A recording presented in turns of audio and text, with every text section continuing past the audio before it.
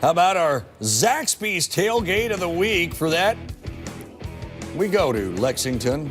Here's what they've been doing for a little while. A little cornhole action, and then... Love cornhole. Pretty good? No, never played in my life. You haven't? Oh, never. Fun, man. We should get that in the studio one day. That'd be a blast, would it not? Look at that. Here's Zaxby's tailgate of the week. All right, let's start talking about the game coming up, guys. Georgia and Kentucky. Who knew it? I mean, you're right, Doran. Florida's 4-2. If Kentucky wins this, they are sitting alone in first place at 5-2 in the East. Remarkable. Can they defensively stop Sony Michel? And if you're Georgia, how do you establish a right? Three carries last week. 3 touches last week. Right. All right, flip side. What does Georgia do about Boom?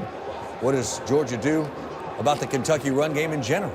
Well, I think if you're Georgia, you have to take the ball out of Boom Williams, out of Snell's hands, and make the quarterback Johnson beat you. It's the same old formula. If you allow Kentucky to come downhill, they're going to run it to death and beat you up at the point of attack. Kentucky really changed their mentality on the offensive line. They were poor early in the season when they were throwing the ball too much, right? Especially when Drew Barker was at the quarterback position. Once he got out of there, they really took it on themselves to become more physical up front. Georgia has not allowed more than 180 yards on the ground in a game all year.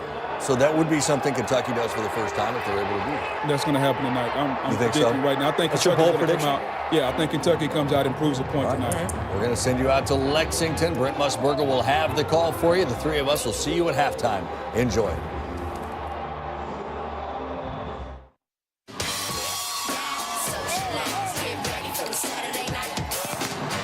It's another Saturday night in the SEC. Tonight, Kentucky's stable of running backs looks to sprint past the Bulldogs and stay in the hunt for an SEC East title. Snell, touchdown Wildcats! Georgia hopes to get its offense back on track and extend its win streak in the series versus Kentucky to 7 games. Breaks another tackle. What a run by Nick Chubb! It's an SEC Saturday night. You are looking live at Commonwealth Stadium in Lexington, Kentucky. Believe it or not, this Wildcat football team has put the basketball season on hold here in Bluegrass country.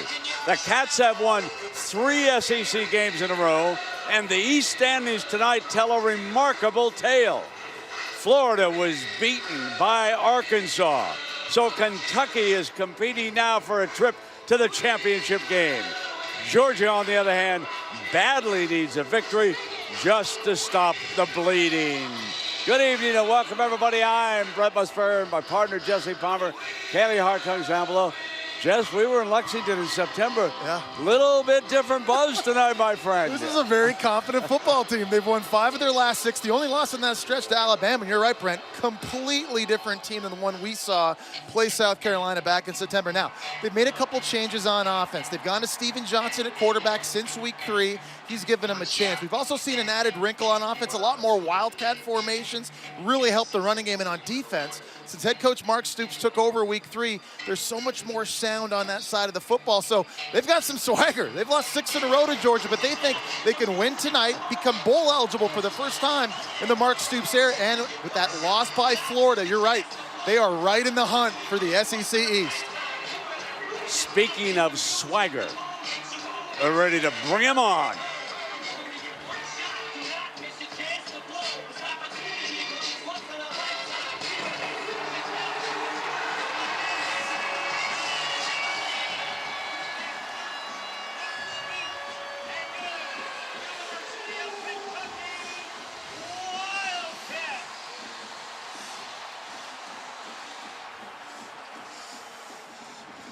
Well, Jess, you mentioned it, but let's talk about the heart and soul of this Wildcat team, those running backs. Yeah, they've got a new identity on offense. It's the Wildcat formation. It's a new wrinkle by offensive coordinator Eddie Grant, and it's looked really, really good. He's got some good running backs back there in the shotgun running this Wildcat. You start with Boom Williams. He's one of the fastest running backs in all of college football. He gets into the second level. He's gone. He's averaging 7.5 yards a carry right now. What about Benny Snell, the fantastic true freshman, 220 pounds, very physical runner between the tackles, leads the team with 8 rushing touchdowns right now, and they're running behind an offensive line that's played so well now in the last couple of weeks. In their 3-game win streak, they're rushing for an average of 299 yards a game. It's going to be a big challenge for Georgia to slow that down tonight. You mentioned the Wildcat formation. For more on it, let's go down below to Kaylee.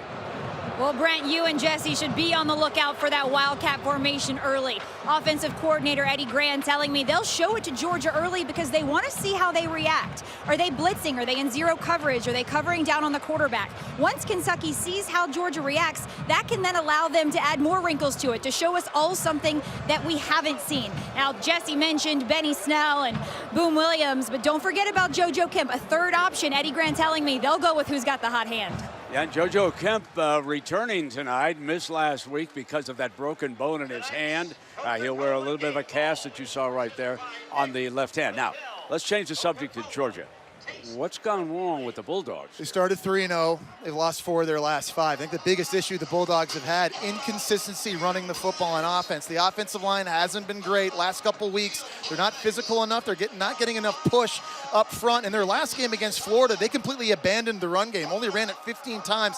That can't happen tonight. Tonight, the Bulldogs have to commit to the running game because the strength of their team is their running backs. Guys like Nick Chubb and Sony Michel, they're dynamic playmakers that get better the more you give them the football. So I think tonight, offensive coordinator Jim Chaney, he's got to dial up the run, keep giving these guys handoffs, get them involved early and often. Remember, Georgia's a 4-4 team right now, and if they want to become bowl eligible, they got to get back to doing what they do, running the ball, and it's got to start tonight.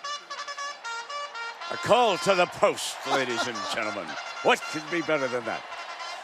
Georgia won the toss, deferred, so we will see Kentucky, and we will see if Eddie Grand whistles up the Wildcat in the first series here tonight. Now, the biggest change for the Georgia offense that I can see is that offensive coordinator Jim Chaney, who's been on the sideline all season long, has moved upstairs to the booth, as was first reported by Dog Nation. I did a lot of games with Chaney when he was calling plays for Joe Tiller. He always called them up in the booth. I'm of the opinion that he'll be more comfortable up there tonight, but we shall see what the end result tells us.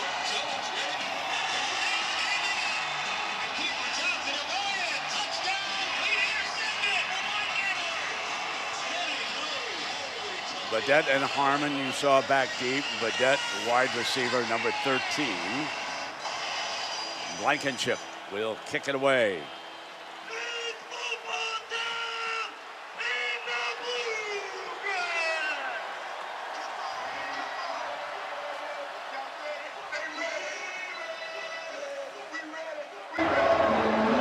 We begin one of the biggest games of Lexington, Kentucky in years. From the 3-yard line out to the 25-yard line. Kentucky quarterback Steven Johnson started his career at Grambling State, went to JUCO, and I've liked what I've seen from him on tape. He's got a quick release, throws a really good deep ball, also very athletic. You're going to see him in the zone read game tonight. He can scramble. He can avoid a negative play, turn it into a positive. The one thing I'd like to see from Steven Johnson tonight is more consistent accuracy. There have been times these last couple of weeks where he's missed wide open throws in the short to intermediate area. When those open throws present themselves tonight, he's got to make sure he hits them to keep this offense on schedule. So Benjamin Snell is out there with Boom Williams. They open with both running backs. Johnson is in that pistol, and now they'll motion Williams, an excellent receiver. Come back for the freshman. There's Snell twisting out to about the 28-yard line. No doubt, Kentucky going to come running the football, and this is a great challenge for this Kentucky offensive line because I think Georgia's front seven is as big and physical as anyone they've seen since playing Alabama. You can see that Snell came out to the sideline. And they come now with Boom Williams, his first carry of the night. So both of their ace running backs handle the ball. And the first two players of the game, as you see the starting lineup. Boom Williams, of course, will come in and out. Keep an eye on Dorian Baker. Made an impact last week for the first time this season. 4 catches, 48 yards. They may try to take the top off with him.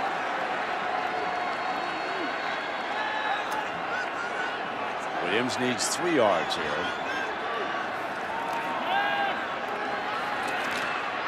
Goes deep down, incomplete, and that was excellent coverage by Sanders, the safety coming over to make the play. Yeah, really nice job closing on that by Sanders. They're trying to hit Jeff Badette on a little corner route, and a good start for this Georgia defense. Remember, the Georgia defense has not been the issue, certainly in the second half of the season. Nice range by Dominic Sanders.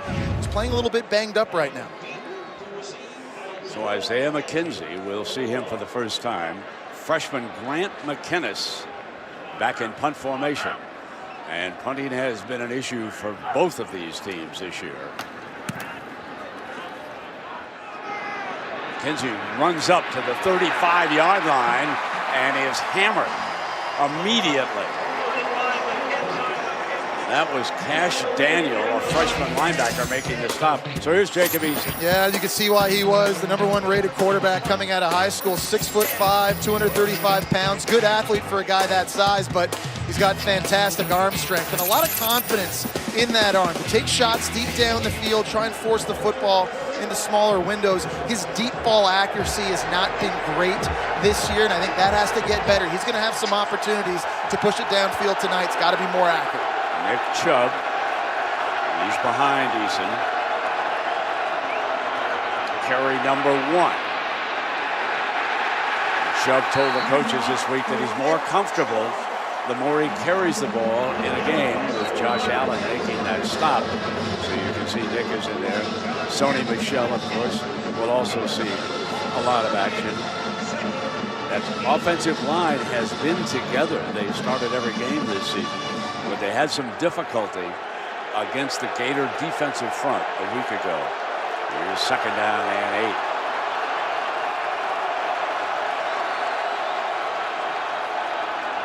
Coming right back to the left side and very close to a first time.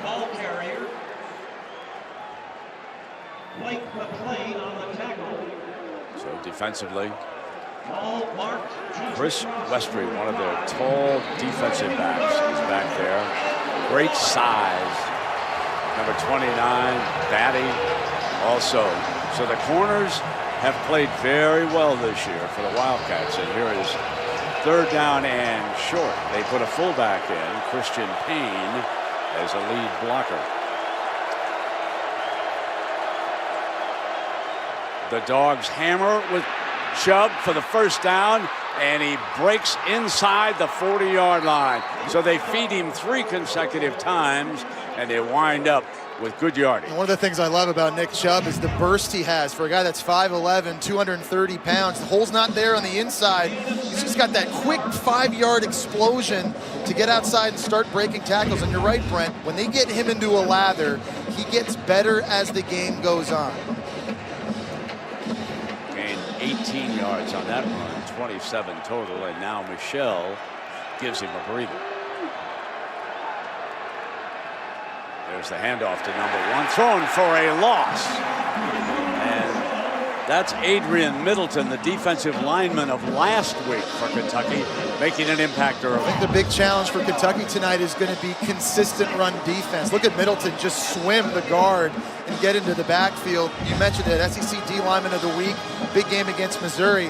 But there's no mystery. They know that Nick Chubb and Sony Michel are going to get force-fed in this one. They're not a very deep D-line, so can they continually make plays and be tough up front for 4 quarters? Second and 11, they go to the Wildcat, and Godwin, he'll take the snap, and it was stopped.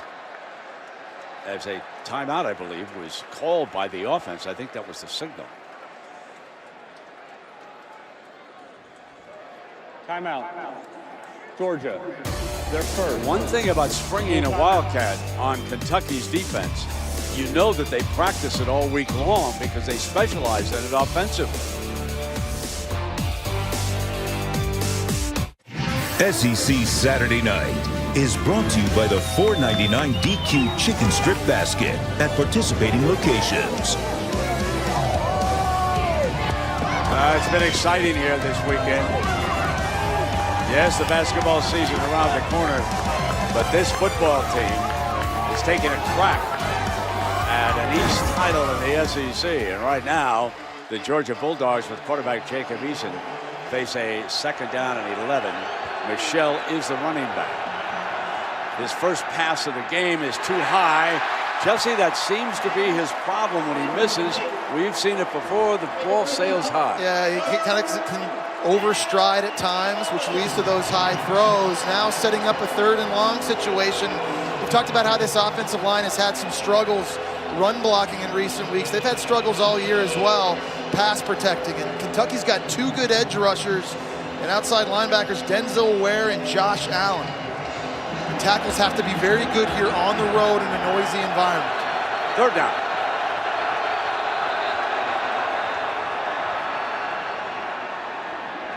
Sideline warning, Kentucky. That's their first sideline warning. Trying to keep the fellas back behind the sideline, and Stoops very animated right now. As just told you, he has become more hands-on with the defensive unit about 4 games ago. That, of course, was his specialty as an assistant coach, and they have played much better. Right now, that defense faces a 3rd down and 11 against Eason and the Dogs.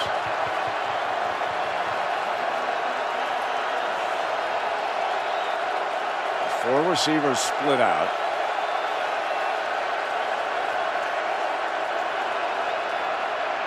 Quick throw to Isaiah McKenzie on the move. 15-10, end zone, touchdown! Isaiah McKenzie struck from that right slot.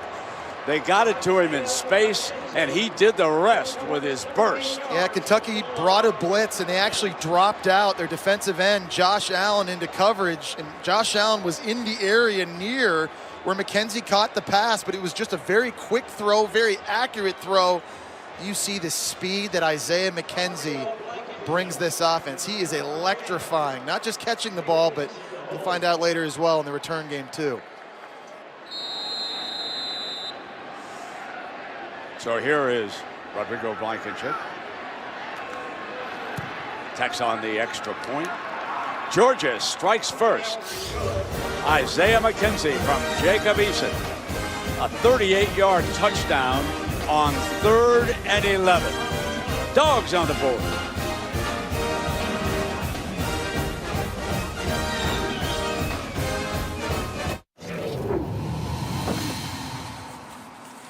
Been hanging out with Jesse all day?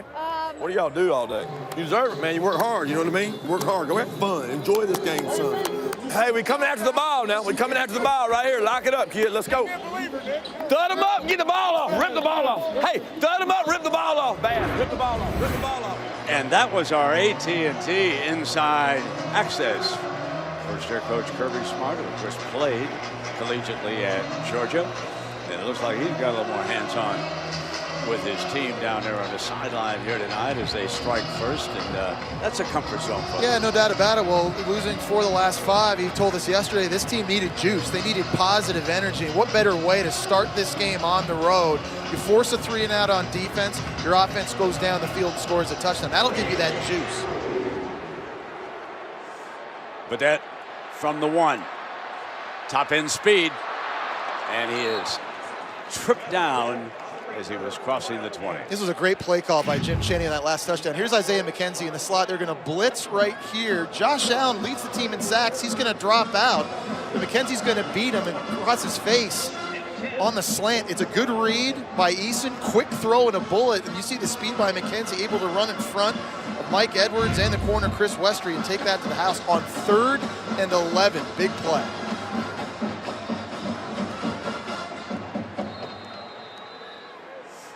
Boom Williams, the running back, to open this series.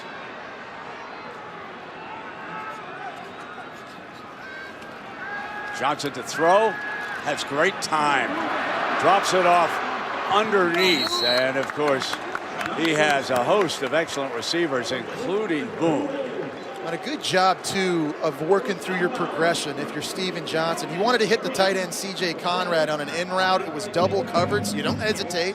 You don't take off running. You work it down to the running back, easy throw on the check down.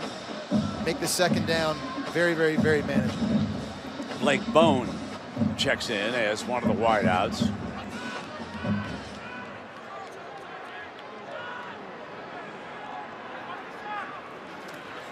Second down and 1, and Boom is stopped just short of that unofficial first down line. You're seeing the physicality that Georgia possesses. There's a late flag here. Yeah. John Atkins at nose guard just ate up the center and guard in a double team. There's nowhere for Kentucky to run. Let's see what this flag is.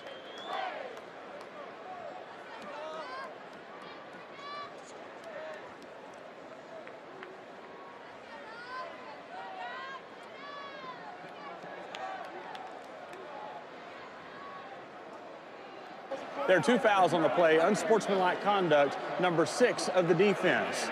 Unsportsmanlike conduct, number 18 of the offense. Those fouls will offset. It'll be third down. That is both players' first unsportsmanlike conduct of the game. So it's Natrez Patrick, the middle linebacker, and Boom Williams, kind of when they're on the ground. You see Patrick there kind of on top of him. He's not getting off. Boom Williams takes exception to that, kind of gives him a swat. Natrez Patrick, they're jawing right in front of the referee, and got to be able to keep your cool. So on 3rd and 1, they go to the Wildcat with powerful Benjamin Snell, the freshman. Easy first down, steps outside. And the one thing the coaches told us that surprised them, Jess, is Snell's speed.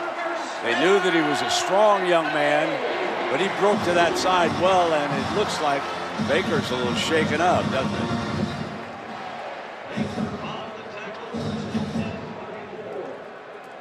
That corner is outstanding. DeAndre Baker, one of the best in the SEC, he seemed to be a little gimpy. And they use that motion at ground with Badette, and he is stopped by Patrick, and I mean Stone. Yeah, well, they're going to try and get Jeff Badette the ball in space. He's one of the better deep threats in the SEC. He's averaging almost 25 yards a catch. That's second in the country. They try to get him here in the jet sweep. When you cut back inside, though, here comes the pursuit. Natrez Patrick, who just got flagged a few plays ago at 240 pounds, man, he lays the lumber. Now Snell stays in to take the direct snap as the Wildcat. And you can see the motion coming towards him from the top. And he's going to run this all the way and battle. There's a penalty flag thrown on the far side of the field.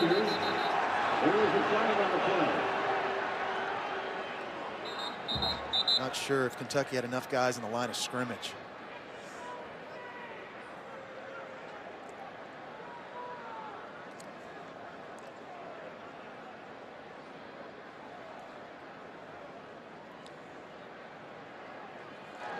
Illegal formation, offense. 5 players in the backfield. That penalty is declined.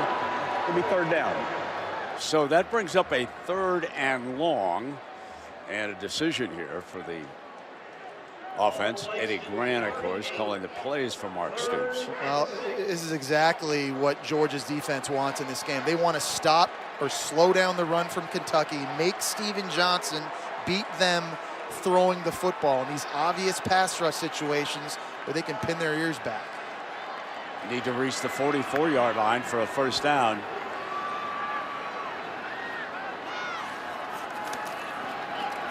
Good protection.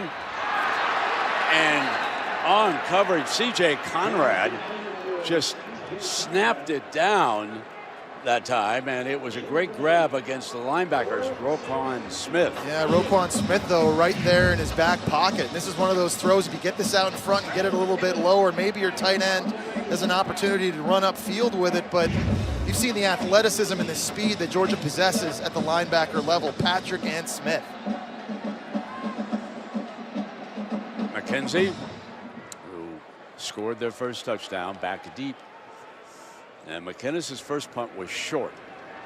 And that gave Eason and the Dogs good starting field position. It was only a 34-yard punt. This one takes a Kentucky bounce. It's going to be down inside the 5-yard line. So we'll take a break. When we come back, we'll talk a little LSU Alabama. They've not yet kicked off.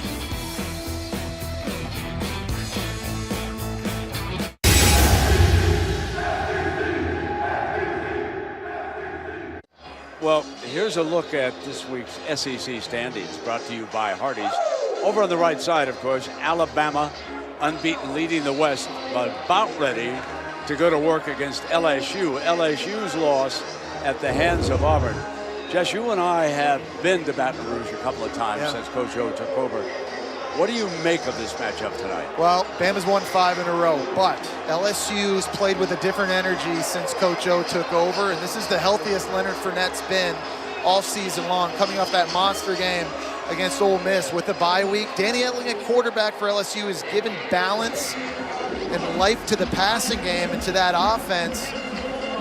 Bama's defense, though, has been so dominant all year long. I just wonder if LSU has enough in the passing game tonight. Chubb, the running back, breaks free and close to a first down before McLean able to tackle him. The other interesting thing, too, you know, true freshman quarterback Jalen Hurts at Alabama. This will be the most hostile environment he's played in his young college career, but he just never seems to look like a true freshman. The guy plays with tremendous poise each and every week. That LSU defense, easily the most athletic he's had to play against this year. It's going to be a good one.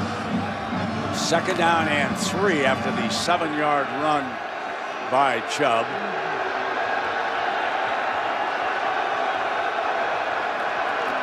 Steady diet for the first down. You know who was in Baton Rouge and, of course, went to school at LSU. Kaylee is down below. Kaylee, you did have an interview with Leonard Fournette. How is he eyeing this showdown? Well, Brent, when we saw him go off for 284 yards against Ole Miss, Leonard Fournette said after that game he wasn't 100% healthy. Talking to him Monday after a bye week, he said, yeah, I think I'm back to 100. What that looks like, we'll have to see tonight. Well, for you Georgia and Kentucky loyalists, we will keep you up to date. Dari Nokla have halftime highlights. And here comes the man of the first quarter. What a difference it makes when you just keep feeding him. Yeah, in fairness, his offensive line right now is opening up some holes up front and giving him some creases to get through. But Nick Chubb likes this. He wants to run downhill between the tackles, and that's really where the Georgia Bulldogs have struggled running the football, to the inside. They've had more success when they've gone to the perimeter, but this is good news for this Bulldogs front. Think back to their games and their wins against North Carolina and South Carolina. They were getting this kind of push. 51 yards for Chubb. Michelle gives him another breather. And what a luxury when you've got a backup running back like Sony Michel, the junior from Plantation, Florida. Yeah, and what a 1-2 punch, right? When you got these guys kind of working off of each other. Michel probably a little bit faster, a little bit more dynamic in the open field, but as Mike Edwards, the safety from Kentucky, just found out there, he can run with some power himself. And by running the football, this is going to open up holes for Jacob Eason to take advantage of downfield in the passing game. 55 rushing yards already for Georgia.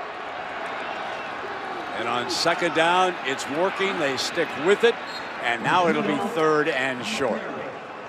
Good tackle that time by Edwards, the safety, stepping out. And Kentucky's defense, they've already played 11 snaps. They haven't had to play a lot of snaps in recent weeks. We talked about the lack of depth that the Wildcats have up front. If they're not able to get off the field on 3rd downs tonight, they could be in for a long one and wear down. Sharp checks back in.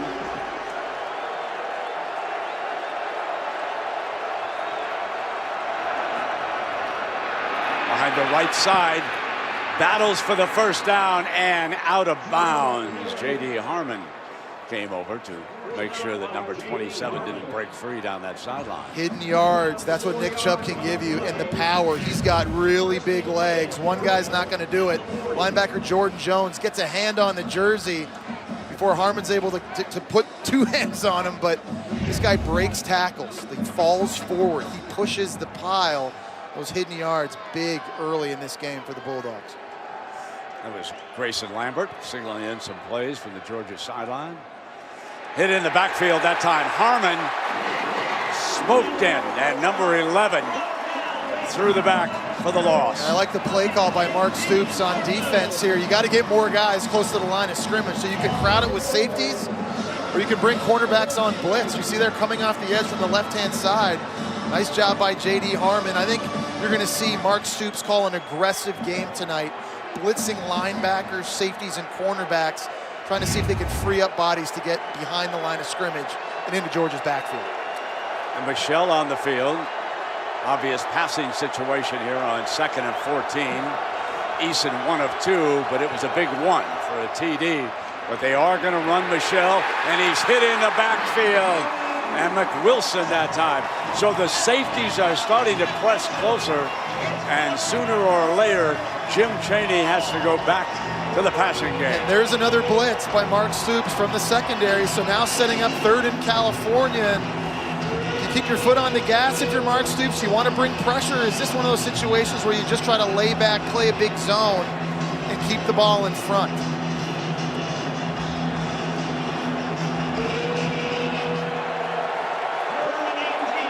The safeties is almost 15 yards off the line of scrimmage right now on 3rd and 18.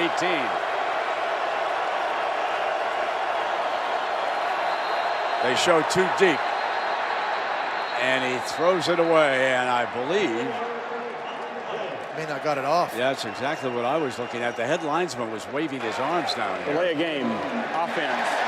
5-yard penalty.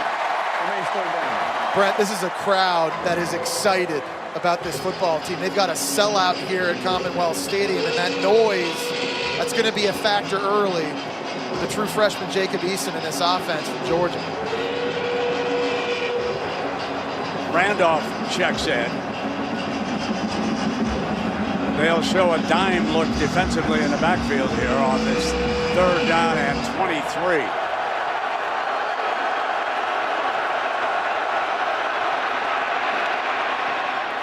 Broken up at the 35-yard line. The Dogs are forced to punt, and Jordan Jones made the play. Nice job in coverage by the linebacker Jones. He's not the biggest in the country at 6'2", 220 pounds, but he is extremely fast and athletic, working one-on-one with the true freshman tight end Isaac Nada, able to knock that away, force the punt. So here's Marshall Long, Georgia's freshman punter. Walker is back deep for Kentucky.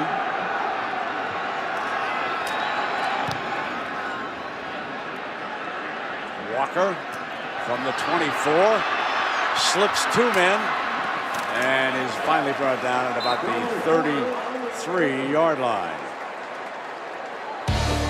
Well, Wednesday, 7 p.m. Eastern, SEC Inside.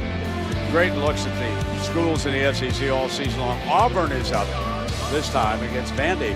And I'll tell you, Vandy gave them all they wanted today. Something great from pregame to postgame right here on the SEC Network. Don't forget, Wednesday, 7 p.m. Eastern. What a game that was. Sean White didn't start for Auburn, came in the second half, banged up and injured, played extremely well. And now you got to wonder about the health, though, of Cam Petway, their outstanding running back who left the game late in the 4th quarter.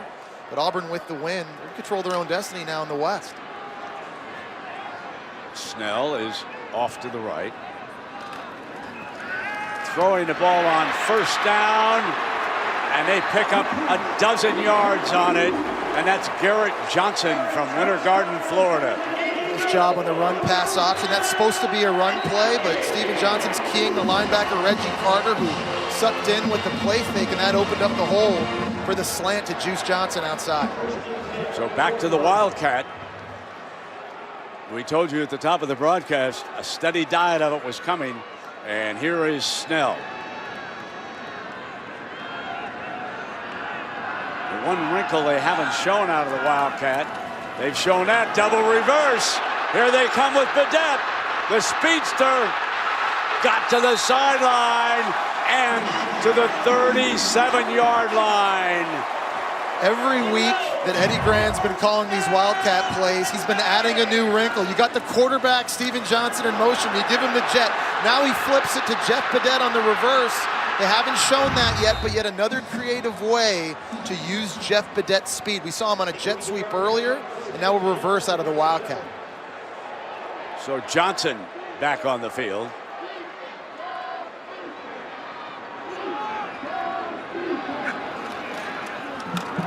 A little bit of an option. He keeps it. Faked the handoff to Boom Williams and slid down to the 32. Patrick the defender. And Brent, the interesting thing about Kentucky's Wildcat package running the ball, they leave Steven Johnson, the quarterback, on the field. They don't substitute personnel, so as a defense, you don't know when they're going to line up in it.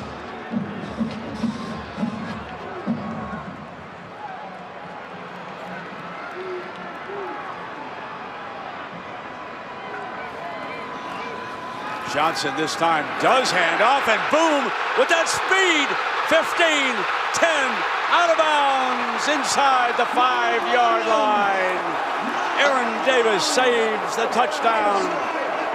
I think Boom Williams has made huge strides this year running because he's become more patient running between the tackles. He's got great speed. In the past, if holes aren't there right away inside, he's bouncing that outside and trying to hit the track. These last couple of weeks, I've watched him do a great job of staying patient, let holes open up. See right there, looks like he just stepped out of bounds. It looked to me too, Brent, like he hit his head on the turf when he went down. And right now, Boom Williams still not up. To me, like he grabbed his helmet right after he went to the ground as well. This is one of the more explosive running backs in the country, and certainly with JoJo Kemp and that broken bone in his left-handed running back already, Boom Williams not a guy that they can afford to miss. Jumping jack on his feet.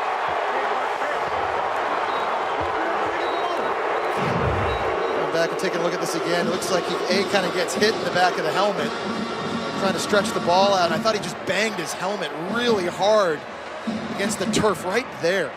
It looks like a wildcat because I think I see Johnson going way out to the right. Now Snell would take the direct snap. First down and goal.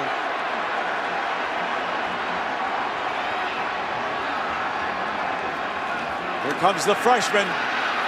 Powering, pulling, touchdown Kentucky. His 9th touchdown of the season.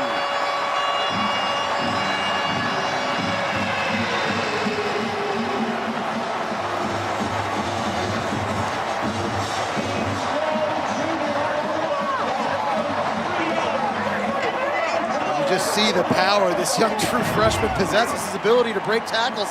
They got 2 great blocks by their tight ends, C.J. Conrad and Greg Hart outside. Davin Bellamy doing everything he can to hold on, but he just has the knack for finding the end zone. Been doing that a lot here in the 2016 season.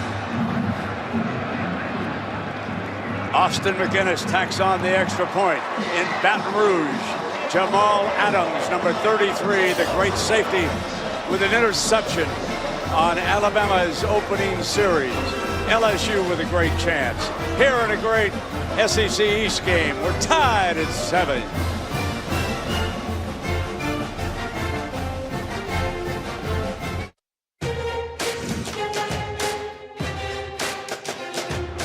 What's wrong with Kentucky? Offensively, they're a mess, and defensively, they've been a mess.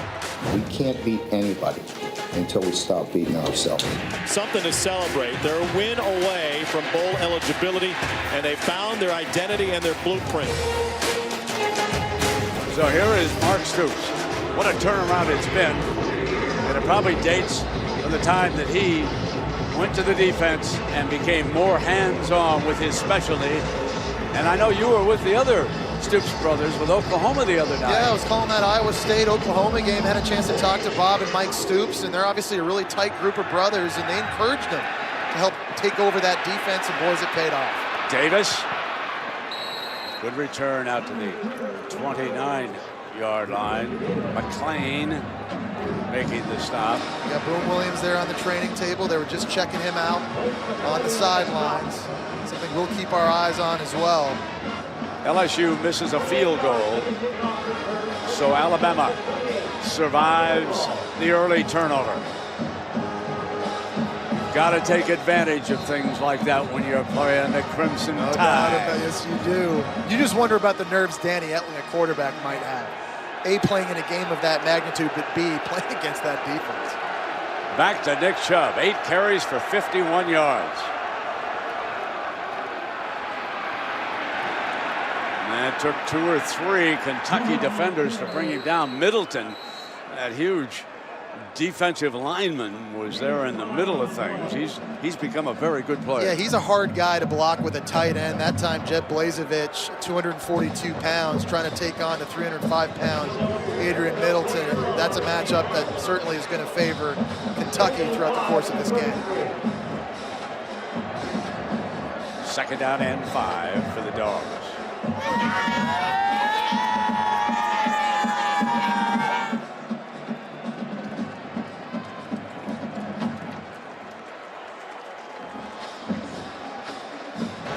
Time runs out on the opening quarter. Georgia, 97 yards of offense, 59 of them rushing. But it was this pass to McKenzie that put them on the scoreboard. For Kentucky, 49 yards of rushing, including that touchdown by Snell.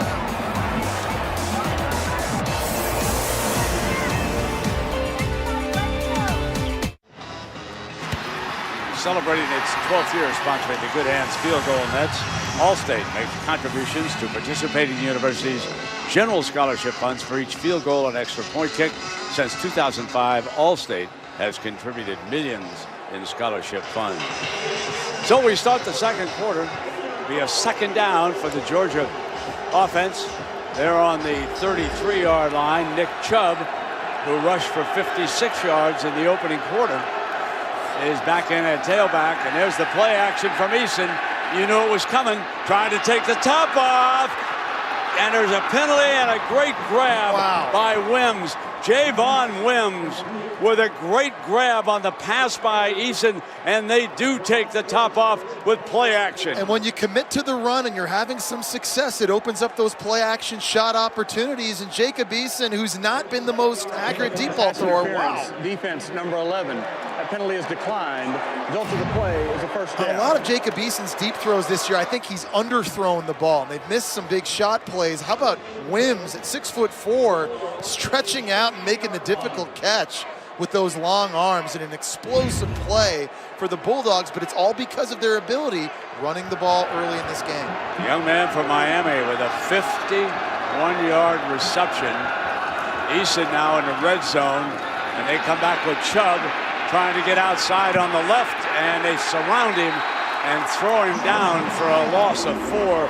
There is Jordan Jones again, number 34, very active. Kentucky's got a lot of blue jerseys near the line of scrimmage, and Mark Stoops continues to dial up corner and safety blitzes, trying to get an extra hat in the backfield. So it's making it difficult right now for this Georgia offensive line to pick everybody up. I think by throwing the ball a little bit more and mixing that in, it's going to back Kentucky out of these blitz packages. Michelle checks in. And here is Sony. Slips through and crosses the 15-yard line. Edwards makes the stop. The guy down here in the red zone, he's really started making plays in recent weeks for Jacob Eason, is his roommate, the true freshman tight end, Isaac Nada. Very, very fast, big target at 6'4", 246 pounds. He's had a lot of opportunities. Jim Chaney, the offensive coordinator, has dialed up his number in the red zone here as of late. He's a guy that can split out wide, try and create a mismatch opportunity against slower linebacker or a smaller safety. Looks like he might have that right here. 4 receivers on this 3rd and 8. Eason gets time and hits McKenzie. Short of the first down. I'm not sure if he had turned right away and headed for the end zone, if he might have gotten the first down on that. We'll take a look at it again, Jets, as Ware makes the stop. Yeah, you always want to get north-south, and obviously fast guys try to get outside as quick as they can where they think they have green grass. But check out number 35, Denzel Ware. He's the guy that makes the tackle. He plays defensive end and linebacker at 255 pounds, showing off his athleticism, tackling a much quicker receiver. If he sits down, he might have had a first down on that catch. And when he dipped, that meant Kirby was going to elect to attempt the 25-yard field goal. And from a coaching standpoint, that is the smart thing to do. Put the points on the scoreboard. He would have preferred the touchdown, but he'll take a 10-7 lead here in the first quarter.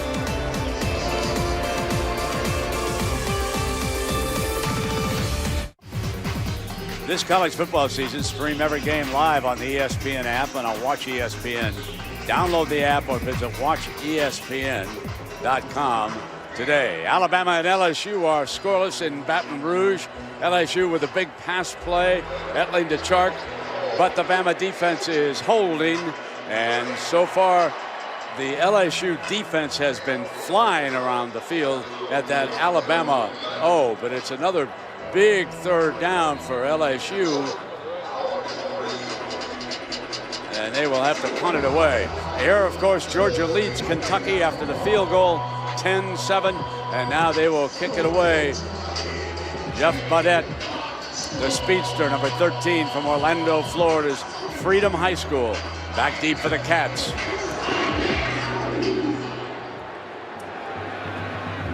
They'll take it out on the 25. And Kaylee, what's the situation with running back Boom Williams? Well, you guys could see him being evaluated by the medical staff. I'm told they actually went back and looked at film of that moment when it looked like his head hit the turf, but they say his head hit his arm. So their concern was whiplash. You can see him now back on the field ready to go. He made sure his teammates knew he's ready to go, and it's going to be a long night.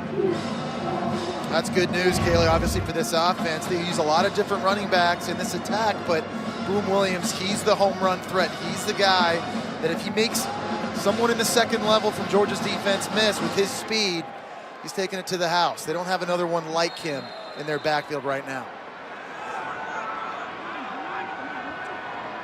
Steven Johnson checks back over to the sideline, and they're good to go.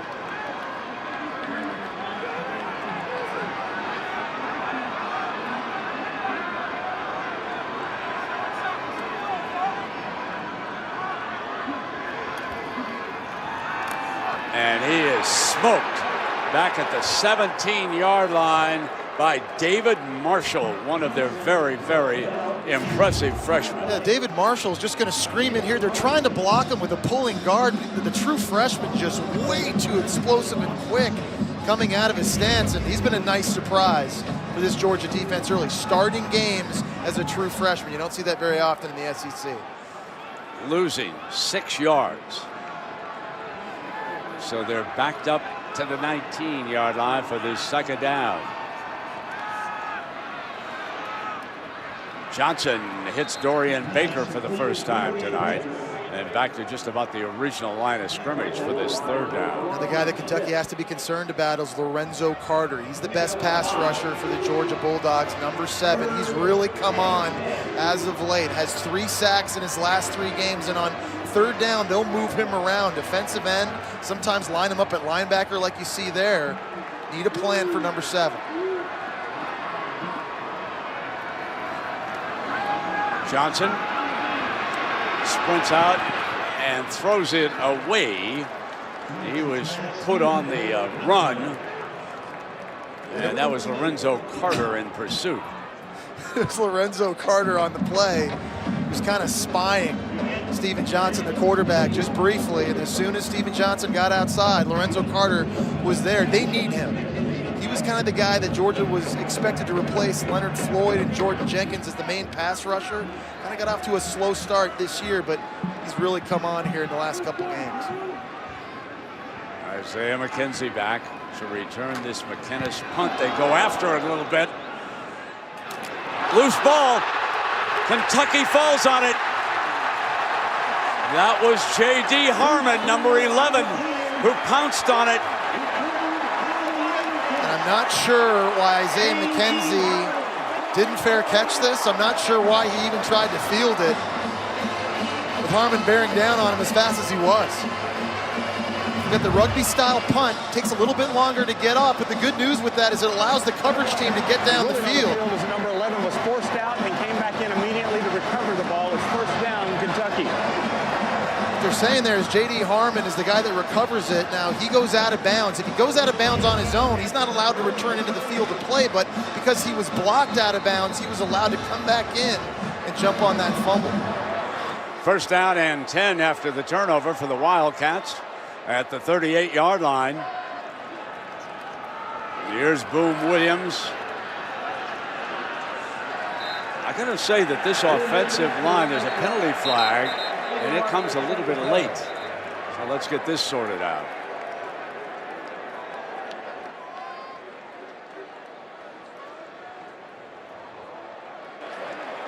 Personal foul, face mask, defense, number 6. The 15-yard penalty added on to the end of the run. It's an automatic first down. That's Patrick. And I don't really know where the face mask penalty is. I'm watching Patrick on this play. I think he meant Maurice Smith, number 2. But that's not number 6. That's the Alabama transfer, number 2, Maurice Smith, grabbing the face mask. Our cameraman was right on top of it. He sure was. He knew who was guilty. And that'll be a first down across the 20-yard line here.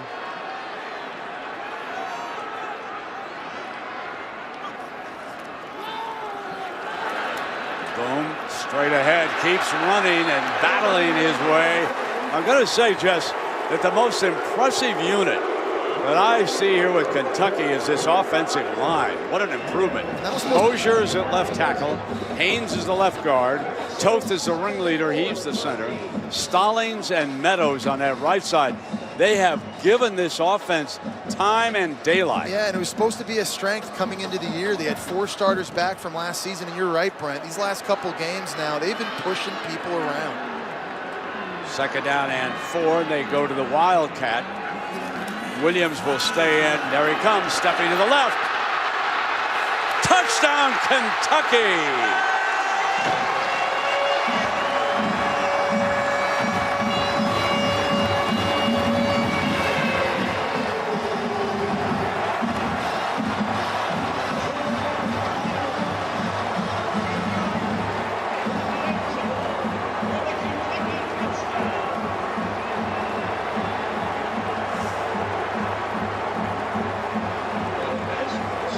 I think many of you noted that Boone Williams right now is running with a little more power as he's been recovering from an early season injury. And here's McGinnis.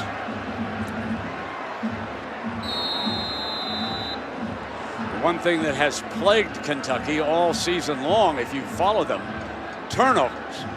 One of the sloppiest teams in the country in protecting the football. However, here tonight, as the extra point is added, here tonight, it was a turnover on the punt. A little exchange of words, and the fellas are separated down below, no problem. No harm, no foul. So Boone Williams powers in for the touchdown, and Kentucky leads. No fair catch by McKenzie. There's the muff, and watch Harmon. First he throws Hardman out of the way, and then pounces on the loose football. And as a result of that, Cats lead, but it's the Dogs' turn. The Wildcat, you're expecting the ball to be run inside. 8 defenders from Georgia expecting that, but watch the key block by C.J. Conrad at tight end on Davin Bellamy. And there's Boone Williams in that speed, his ability to bounce it outside, but what about the power? Poor tackling by Georgia. He's able to bounce off those defenders. Boone Williams, Kaylee told us early, he's fine, he looks fine. He looks motivated. And right now, the Georgia Bulldogs, like a lot of other SEC defenses, have had issues slowing down this Wildcat attack by the Kentucky Wildcats. So it is kicked away, and Reggie Davis at the goal line is coming out. Not very successful. Stopped well short of the 20-yard line. You know, Jess, we've been here several times the last couple of years. This by far is the loudest I've ever heard Commonwealth Stadium. It's a different energy. And certainly Mark Stoops, his coaching staff, these players, they deserve the credit because they've put the product on the field. They've been winning games. We mentioned it, 5 of the last 6. And they all understand here in Commonwealth Stadium, this team, they believe, has an opportunity to represent the SEC East in Atlanta in the conference title game. Michelle, the running back.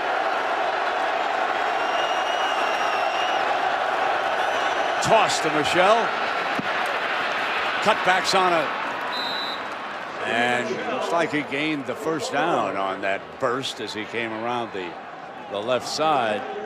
This isn't the biggest offensive line the Georgia Bulldogs have, but they are very athletic and they can run and they can get on the perimeter. On that play, you saw a lot of linemen pulling getting outside, getting out in front of Sony Michel. It's a nice mix-up and change-up and a play call by offensive coordinator Jim Chaney.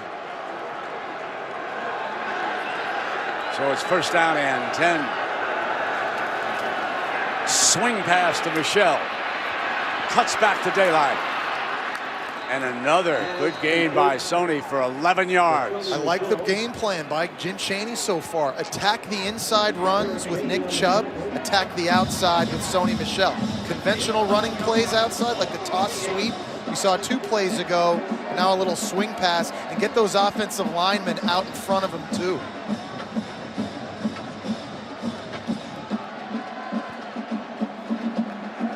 Ball on the 38-yard line. Still scoreless in Baton Rouge. And now Chubb, it's his turn. He's back as the running back for Georgia. And Kaylee, I know you talked to Kirby about Jim Chaney, the offensive coordinator, moving upstairs to the booth. Yeah, Brent, we may have found out about that move pretty shortly before kickoff, but Kirby Smart told me this decision was made, a mutually agreeable decision between he and Jim Chaney early in the week. They just thought it was an opportunity for a different perspective for Chaney throughout his career. He's called plays from upstairs, downstairs. With a struggling offense, they thought, why not try something new? So far, pretty good. Much better running game than a week ago against Florida in that annual game in Jacksonville. Play action's a beauty. And complete to the outside. And that was Isaac Nata, the freshman. And another big play coming off of the play action. The defense right now expecting Nick Chubb to get this. It's forcing him to freeze. Jacob Eason and Isaac Nata, they're roommates. They've developed a really good chemistry here, especially in the last 3 or 4 games. They've become a bigger part of this offense, and what a compliment they are to the running game right now. So it's a first down at the Kentucky 41.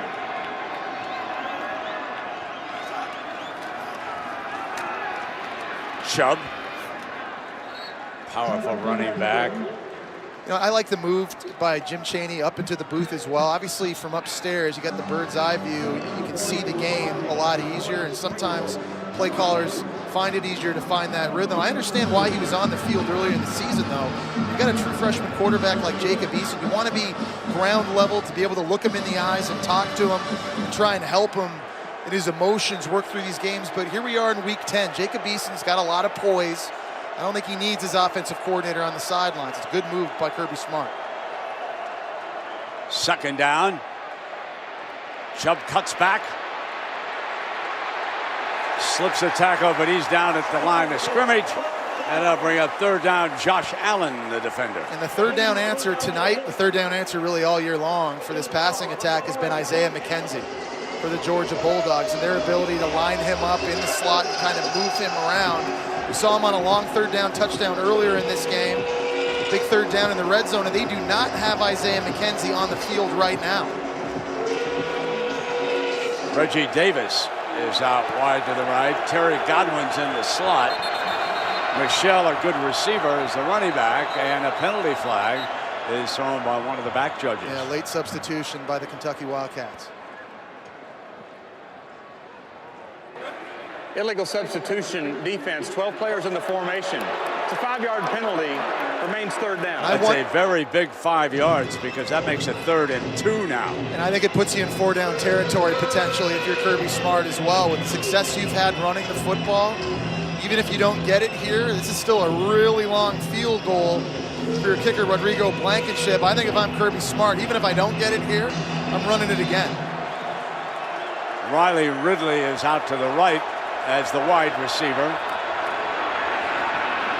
They don't have to worry about it as Michel bolts for the first down. And they've had success inside, and that's really where Georgia's its smallest. They've got guards and centers that are under 300 pounds, and that's kind of where they got beat up against Vanderbilt and against Florida and those big physical defenses. But tonight, you know, they're pulling guys, they're able to use their athleticism, and it's opened up some big creases for Chubb and Michel. So as many rushing carries tonight for Georgia as they had all of last week against the Gators. First down.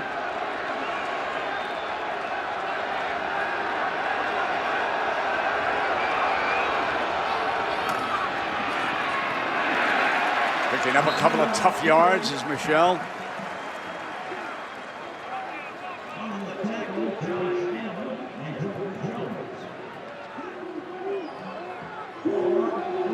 Freshman tight end checks back in. Nada.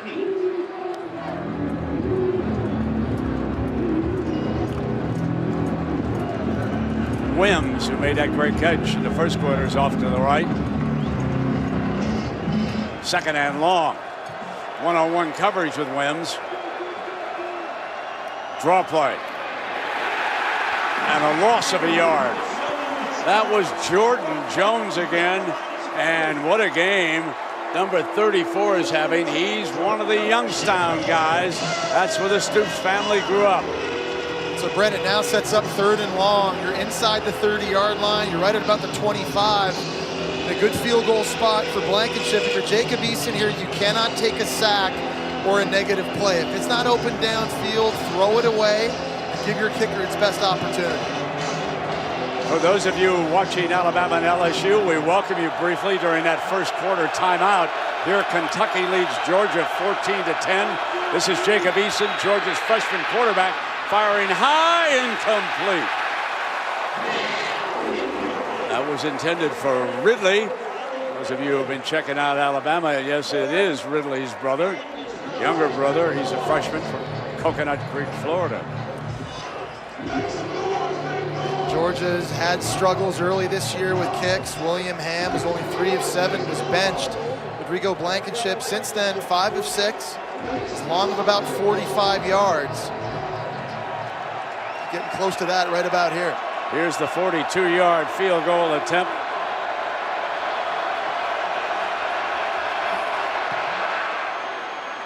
Sails it through.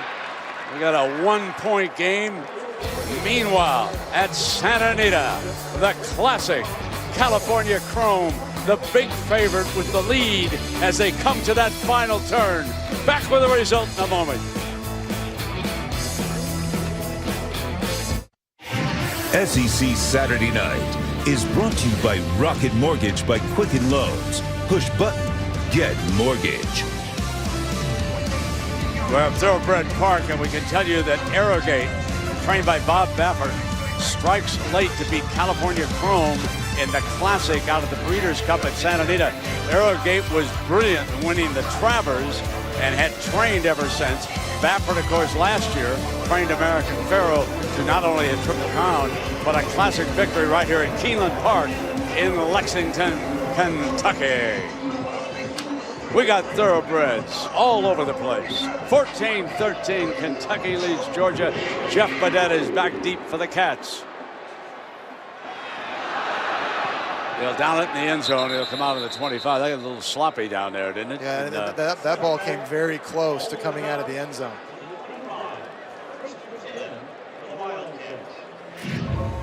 Check this out again here as he tries to field it in the end zone, goes right through Badette's hands, and it looked like it was about to come out. The football completely stayed in.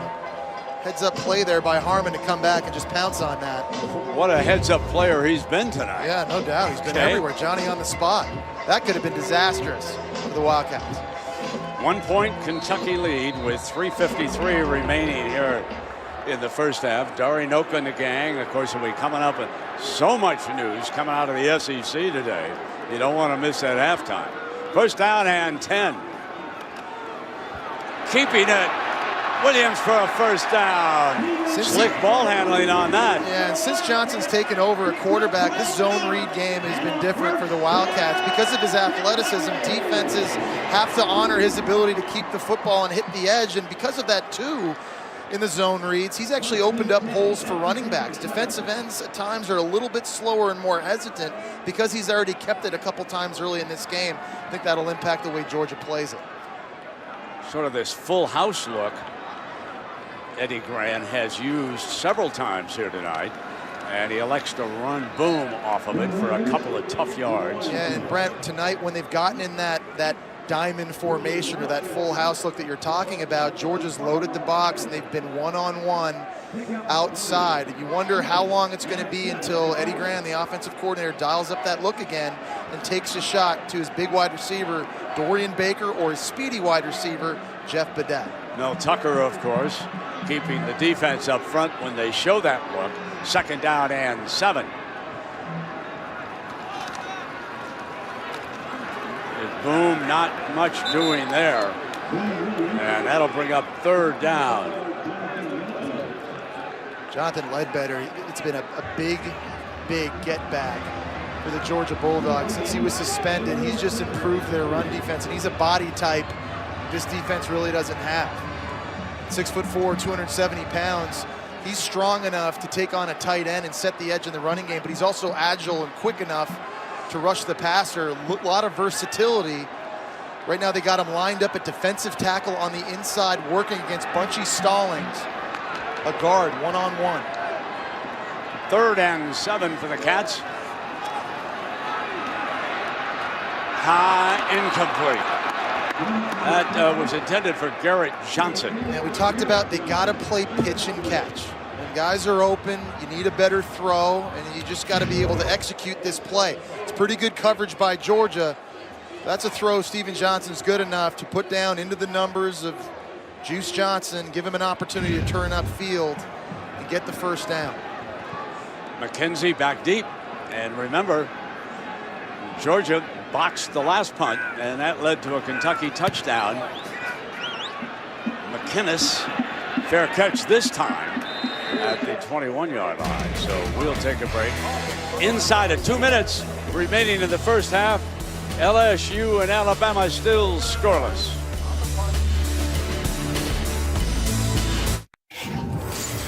We'll see you for the Regions Bank halftime report. Dari, Chris, Boog, you with us?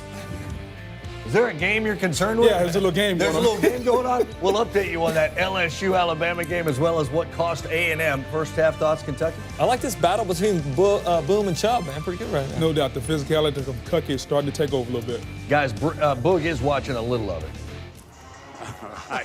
Sorry. Brent is too. Brent's calling 2 games at once up here, and a horse race. It's unbelievable. California Chrome couldn't hang on. Michelle's the running back.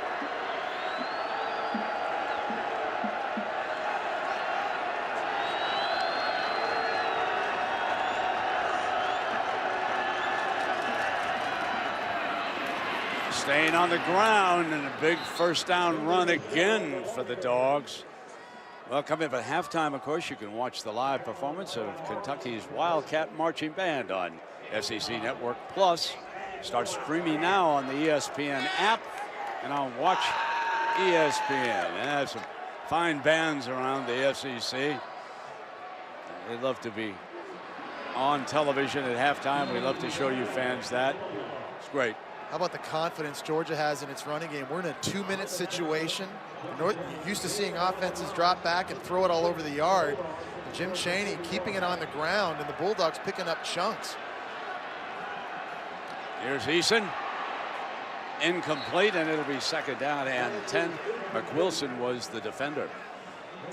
Now, obviously a big drive for the Bulldogs. Remember, they're going to get the ball back first in the 2nd half. So if they could generate some points here, take the lead heading into halftime, kind of re-seize some of this momentum playing on the road.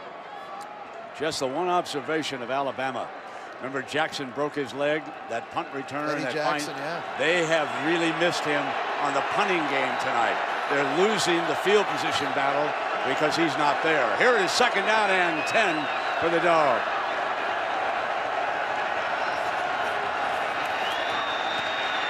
Deflected, incomplete. And that was a big-time rush by the Wildcats that time. As Courtney Miggins was coming at him. Big number 94 getting those paws up, stopping the clock, and now forcing a 3rd and long situation.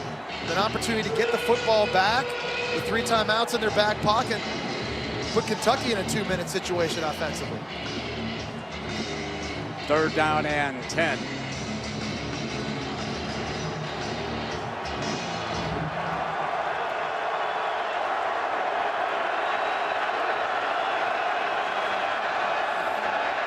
Short drop, fires short of the 1st down. That's Simmons. Nice tackle by Chris Westry in tackling the catch and getting Simmons to the ground. If he just breaks that and falls forward, he might get a first down to keep the drive alive. Chris Westry, you don't see a lot of corners built like him. 6'4", 200 pounds, extremely physical. Please reset the game clock to 1:05. Clock operator, please reset it to 1:05. Thank you. Well, the college basketball season tips off Friday. We'll have the Wildcat Clock and operator, Aggie games please reset the game clock to 1:05. right here on the SEC Network. 7 p.m. Eastern. Number 2, Kentucky will host Stephen F. Austin right here in the Rupp Arena. And then Texas A&M will be in that second game. Kaylee, come on in here and give me a little rundown, since you and I are going to be living in Lexington in January and February with all the Kentucky hoops games that we've got on Tuesday. How about those freshmen? Hey, while we're here, Brent, let's go look at some real estate, right? Yeah. Well, John Calipari's got his next great point guard, De'Aaron Fox, a freshman coming in. Comparisons are already being made between him and John Wall. Malik Monk, Brent, be ready to make some dunk calls as he goes for the rim. And Bam Adebayo, a big man who people say could be their leading scorer. Interesting. You know, John Calipari's had a great run with the one-and-done classes. He took advantage of that rule, and more power to him. 4th down and 2. Walker is back deep. Signals fair catch at the 13-yard line. 59 seconds remaining. 2 timeouts for Kentucky. Interested to see how aggressive head coach Mark Stoops is willing to be here with Steven Johnson deep in his own end, throwing the ball. Without a doubt, the identity of this offense right now is its running. We've seen the Wildcat have success tonight. Of course, you risk turning it over through the air, and his accuracy hasn't been fantastic this year. He's missed a lot of open throws. Wondering how close to the vest Mark Stoops wants to play this with the lead here at the end of the first half. He shows wide open right now. 4 wide receivers spread across the field. The freshman Snell is his running back.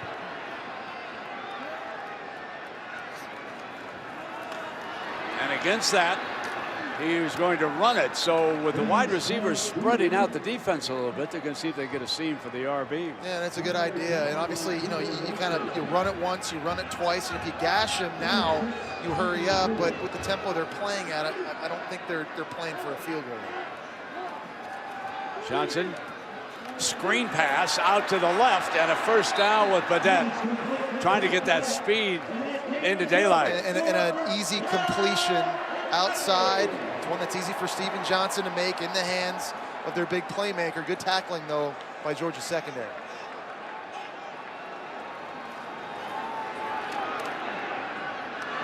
And throwing to number 2, Baker again.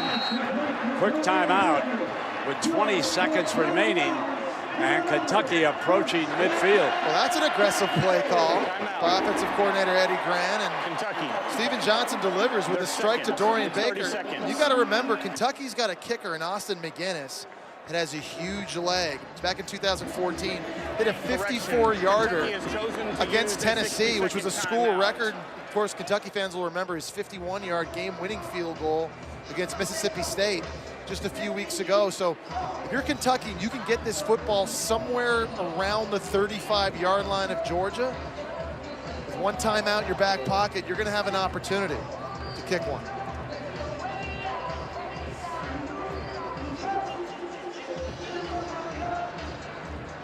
Well, Kentucky this year, 4 wins in SEC play. That's the first time since 2006. But how about 3 wins in October? First time since '99. And if they win here tonight, they would be all alone in first place by a half game over the Florida Gators. Remember, the Gators had a game rescheduled against LSU because of the hurricane, which impacted the coast over in the Gainesville area. So they'll play that game in Baton Rouge here in a couple of weeks. First down and 10, 20 seconds remaining, and 1 timeout.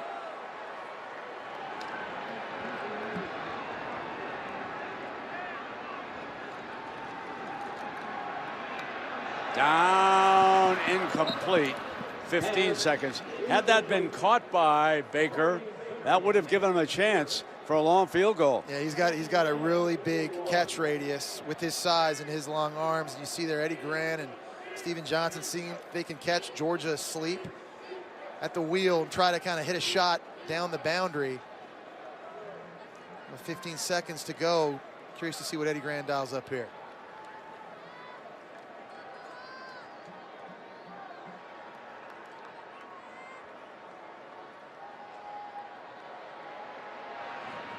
Out of bounds stops the clock with 10 seconds remaining. That was Ryan Timmons. He was part of a recruiting class that was ballyhooed here, but it's been very difficult for Timmons to get reps with the young talent coming in on top of him. They still need to get to about 15 yards further downfield to even have a shot, but with the timeout, you know, you can throw anywhere on the field right now. It doesn't have to be down the boundary. It can be over the middle of the field too, so long as the receiver understands time's of the essence and they got to get to the ground.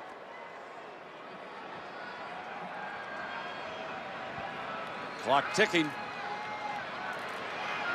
On the move, penalty flag, and it's caught at the 34 with timeout called. That's Richardson who made the catch, but there is a holding call which is going to nullify this gain, and that'll probably spell the end of the first half. 3 seconds left, and I would be surprised if Kentucky would do anything but be satisfied with taking this 1-point lead into the locker room. Well, with under a minute to go here at the end of the half, a penalty that stops the game clock. There's a 10-second runoff option to the offended team. Now Kentucky can avoid that by using its timeout. Timeout. And that's what Mark Stoops is doing right there.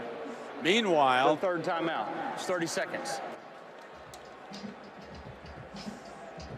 Jess, I was just going to report that meanwhile, Alabama has missed a field goal, as LSU did earlier, so they are still scoreless deep into the second quarter. I feel like I'm watching a football game here, and I'm listening to the radio of that game over here. You're unbelievable. There's nobody else in the country that can do this. He does this every week. We've got games going on all around us, and the biggest games in our conference, and it's awesome. I love action.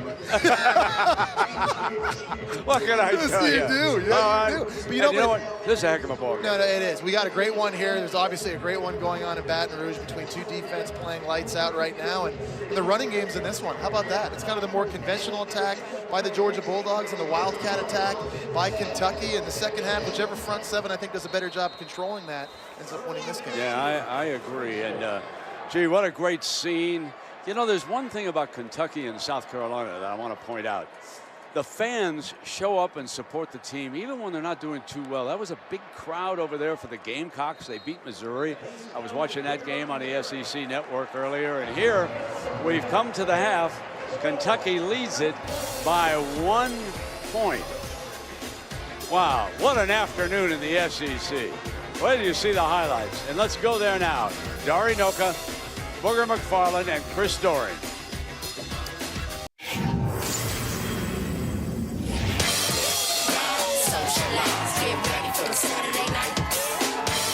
On the move, end zone, touchdown.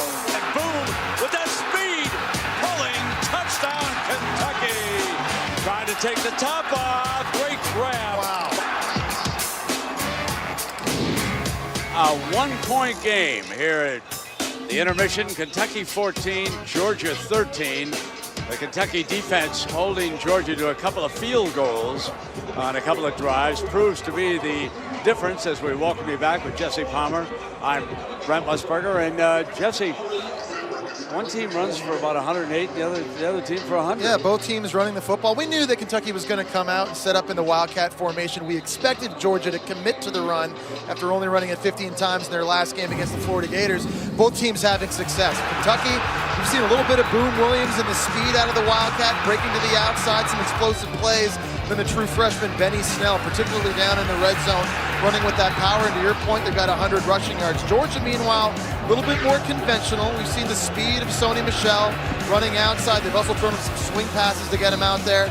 And then Nick Chubb, inside running, power running, breaking tackles. The good news for the Georgia Bulldogs, they've had success running in the middle of the field. This graph is polar opposite to what's been happening this year for the Bulldog offense. They'll continue to attack the middle of that line of scrimmage with Chubb in the second half. The real big difference in this game so far is the muff punt by Isaiah McKenzie. That turnover, the only one in the game, that led to a touchdown by the Wildcats. Which defense can stop the run in the second half, I think determines who wins this game. Those of you who watched LSU and Alabama go scoreless at the intermission, we welcome you here. Kentucky, now one of the East leaders, has a 1-point advantage on Georgia as we get ready to start the second half. And Kaylee Hartong's down below, and Kaylee, I know you just spoke with Coach Smart. I did, Brent. He says turnovers and tackles. That's how this 1-point game will be decided in the second half. He said for Nick Chubb and Sony Michel, those are the guys 27-1 who we want the ball in their hands. He said we've got to make Kentucky tackle them. But as long as they're getting positive runs, you will keep seeing them run the ball. They may not have had success with it a week ago, but the offensive game plan hasn't changed. Well, Eason threw the ball 11 times, completed 6, 130 yards, and that one touchdown strike to McKenzie. Nick Chubb, who rushed for 59 yards, will open as the running back. Smacked, but he still manages to gain about 3 yards. Well, and Jim Chaney, we thought, would commit to it, and he has. That's the 25th run on 36 total plays for this offense. The strength of the Georgia Bulldogs is their running backs. It is a deep and talented group. It's been that way for years at Georgia. These guys need to tote the rock. They get better as the game goes on. 2nd and 7. Toss to Chubb. Spins free of a tackle. Fumble! Kentucky pounces on it. Wildcat football.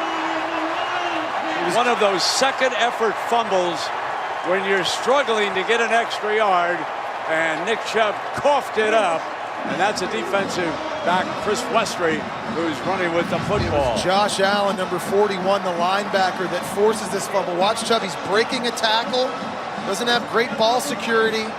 Allen forces the fumble, and there's Chris Westry to fall on it deep now in Georgia territory. 2 turnovers for the Georgia Bulldogs. Their defense now has got to be great in a sudden change situation. The last time there was a turnover, they gave up a touchdown. They got to play good right now with their backs against the wall. Steven Johnson, the quarterback, with freshman Benjamin Snell as his running back. And Snell rushed for 32 yards in the first half. Boom Williams had a touchdown. So he's out there. And so by using that diamond formation, you can see that Boom got the first carry with the freshman right next to him. Jess, what offensive coordinator Eddie Gran, who's really a good young coach, what does he get out of that diamond formation? What is he searching for with that? I think he gets predictable looks by Georgia's defense. He's run it a couple times to see how they're going to line up, and what Georgia has shown is press man coverage outside. One thing we haven't seen the Wildcats do yet is take a shot deep yet to Badette. If I were Grant, I would dial up that play out of the diamond formation. Here's Williams, and good tackle by Smith, number 3. So here's that critical down and a sudden change for your defense. Right back on the field after a turnover, an opportunity here to get a stop and minimize the bleeding. Force a long field goal try. Tucker and Smart with the defensive signal.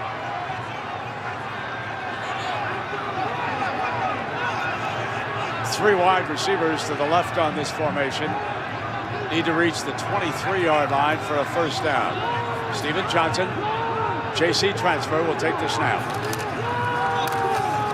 They come with the running play, and Boom is stopped well short of the first down. And let's see if he goes for the field goal. They're trotting onto the field. Field goal unit is coming out. Very conservative play call by Eddie Gran, 3rd and long situation. Keeping the ball on the ground. There's a player down for Kentucky. It's their starting left tackle, Cole Mosier. Had some ankle injuries earlier in the season as well. This is an offensive line for Kentucky that they play a lot of backups. They have 9 guys in their rotation, so Cole Moser stays down. That brings in the true freshman Landon Young. Kentucky fans know about him. He was the #1 high school recruit out of the state of Kentucky. Bama wanted him. Ohio State wanted him. He's got a really good future here at Kentucky if he has to take the field right now. Let's take a look at what happened to Mosier here. Just kind of out blocking so many times. He got hit in the back. He was leading the block. He was standing up on that. That happens just so often. Brent, you and I see this every week. You know, and linemen, you just can never stop driving. It's so dangerous because you don't know where the pile is. Your back's turned, so you don't know where the ball carrier is. You just hope he's okay. He looks like he's in a lot of pain. That's Kyle Meadows, the other tackle, taking a look, and they're going to give Mosier a hand. That's Nick Haynes, also the left guard. This offensive line has played really well. And let's hope that it's nothing serious. Austin McGinnis from Alabama, junior. This will be a 44-yard field goal attempt for Kentucky. He's already hit one 50-plus yarder this year from the right hash.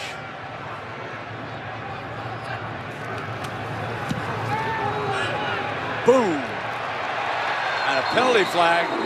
If this is against Georgia, there would be a first down. Hang on.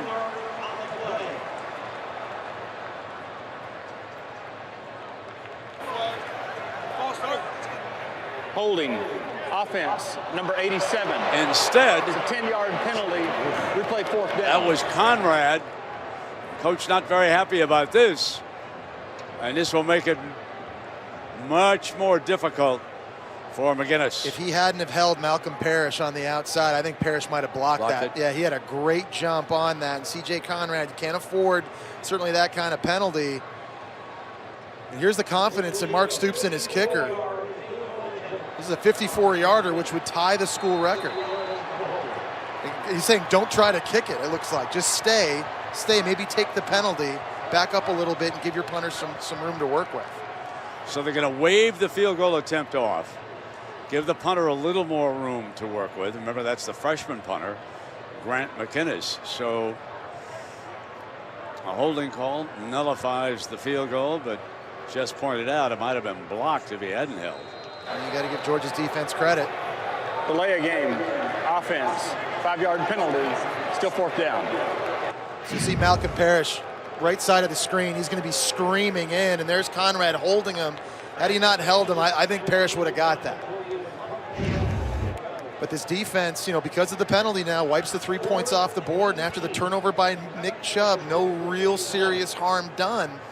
Credit to Mel Tucker and that Georgia Bulldog D. So McKenzie will go back to the Georgia 10-yard line, making sure they got the right number of players on the field. And here's Grant McInnes to punt it away. High, headed for the end zone, touchback.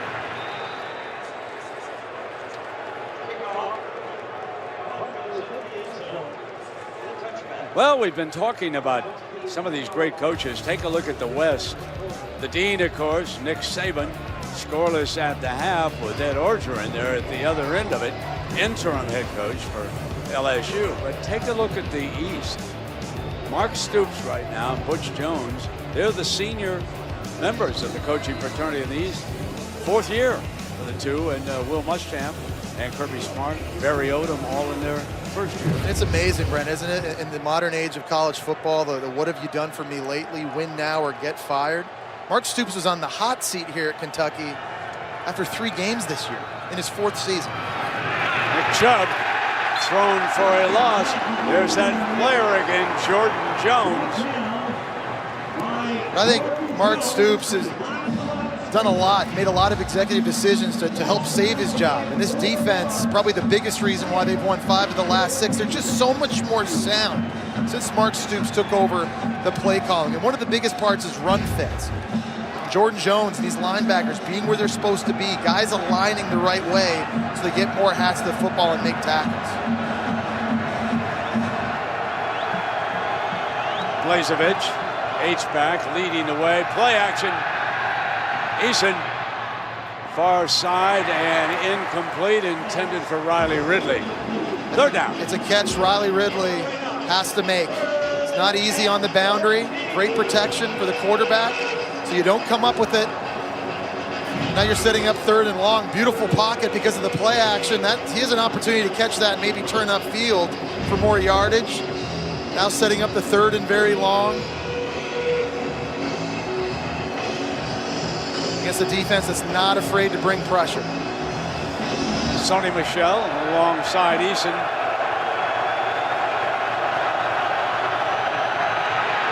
Going to give it to Michel, but this is not going to give him a first down.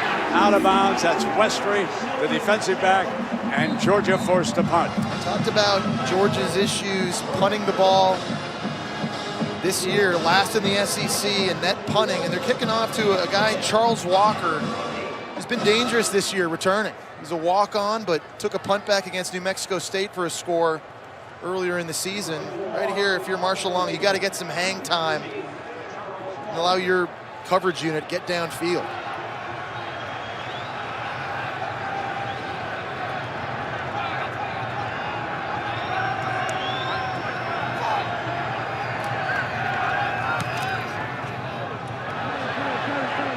Fair catch made at the 44-yard line by Walker. So we'll take a break. Kentucky holding a 1-point lead over Georgia. If Kentucky wins, they're all alone in first in the East. SEC Saturday Night is brought to you by AT&T, mobilizing your world. John Madden, Seattle Slew, Bill Walton, Reggie Jackson. What do they have in common? They all performed greatly in 1977. Rocky won the Best Picture. All the President's Men finished second. Redford and Hoffman. Bill Murray joining the cast of Saturday Night Live. And folks, that's the last time, the last year that Kentucky won 4 consecutive SEC games, and they will accomplish that tonight with a win. Incomplete pass on the sideline. So as you take a look, Fran Kersey was the coach, and with a win tonight, they'll also be bowl eligible. That'll be the first time that Mark Stoops has had a team bowl eligible. First winning season, 77 in the SEC. Snell checks in with the Wildcat here on 2nd down and 10, and he'll carry it straight ahead. Big hole, and the freshman bolts to the 30-yard line. They have so many different plays they can run out of this Wildcat package. Power, counters, zone, jet sweeps. They've got a check with me situation.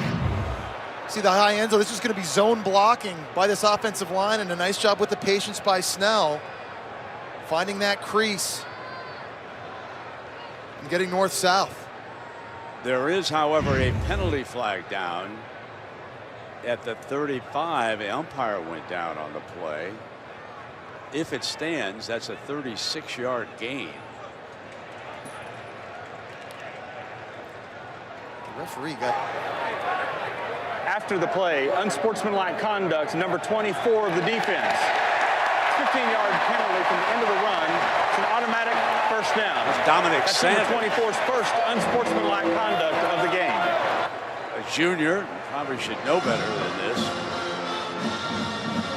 The referee also, he's slow coming up. Dorian Baker at wide receiver was running downfield and trying to get a block, and his feet got kind of tangled up and with the referee, and that's what forced the referee to go down. So the ball is going to be spotted at the 15-yard line, but everybody has to hang on, for that umpire is a vital part of any football game. So now the referee is going over to the side to talk to Kirby.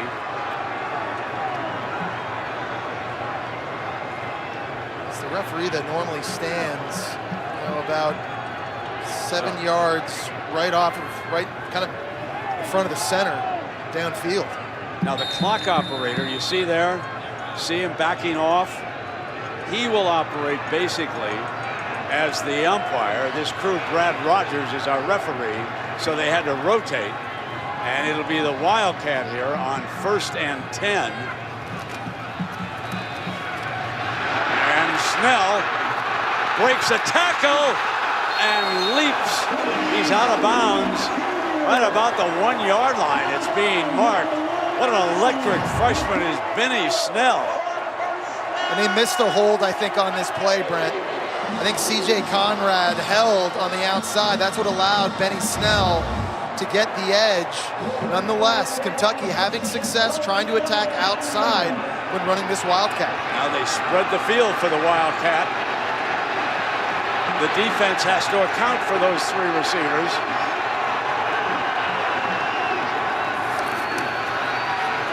They stone Snell for no gain, 2nd and goal. So many 315-pound bodies in the front 7 for Georgia as the Georgia defender comes up with the football after Snell went to the ground.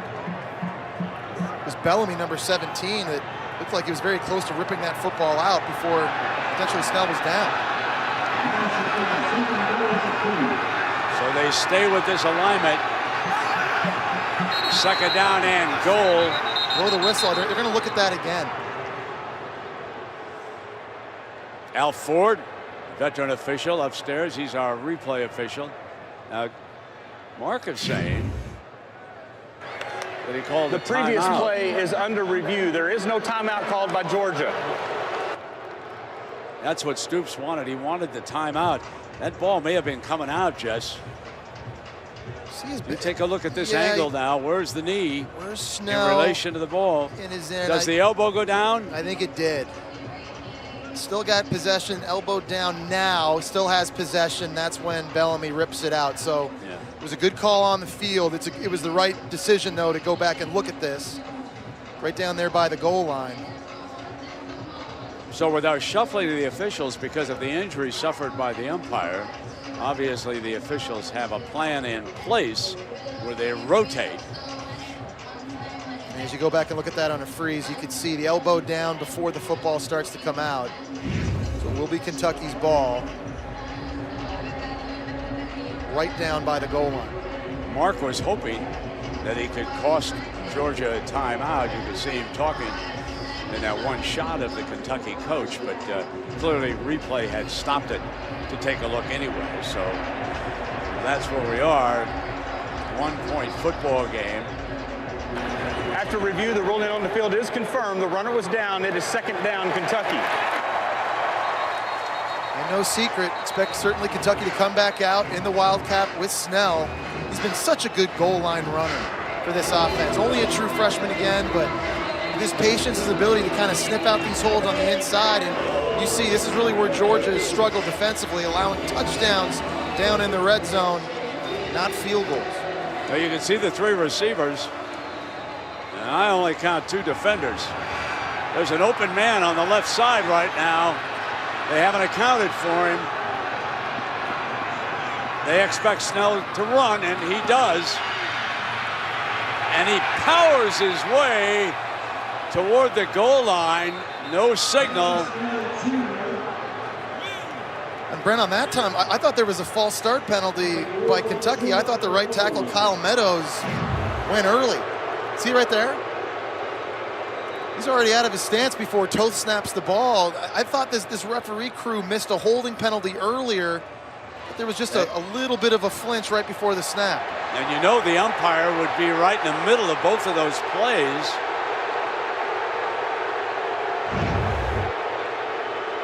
And Mark Stoops is upset. The ruling on the field is that the runner was short of the goal line. The previous play is under review. So now they'll take another look at this upstairs. There was no penalty called on either of the plays that Jess talked about. Now going back and seeing Snell, where the football is in relationship to the goal line by the time his knee or elbow hits the ground. Ruling on the field that it was not a touchdown, so obviously you need indisputable video evidence to overturn that. It's forward progress. See, at that point right there, the ball's across. There's no question. Yeah, and his forward progress had not yet been stopped. I think that's a great angle to look at this replay, and I think when they get a look at that, I think this is going to get overturned. Remember, back in the headquarters at the SEC, they've got replay officials helping out, calling in. Another set of eyes. Help out these replay officials here up in the booth. What a great scene in Commonwealth Stadium tonight. Sellout crowd. Wildcats on a run. Hoping to get the call here. You got a good look at it from our cameraman down there on that goal line. I think there's enough there on video to overturn that call. This crowd's going to explode if they do.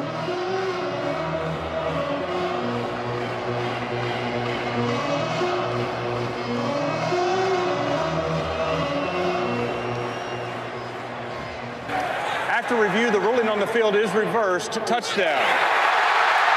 Clock operator, please reset the game clock to 9:15. 9:15 on the game clock, please. Thank you.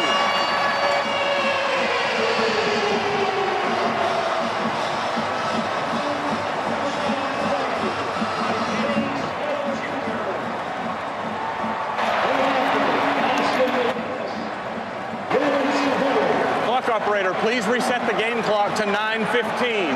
9:15 on the game clock, please.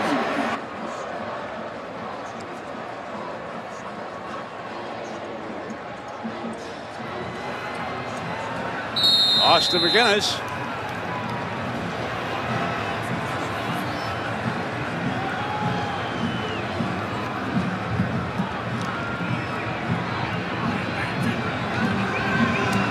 And it's an 8-point lead.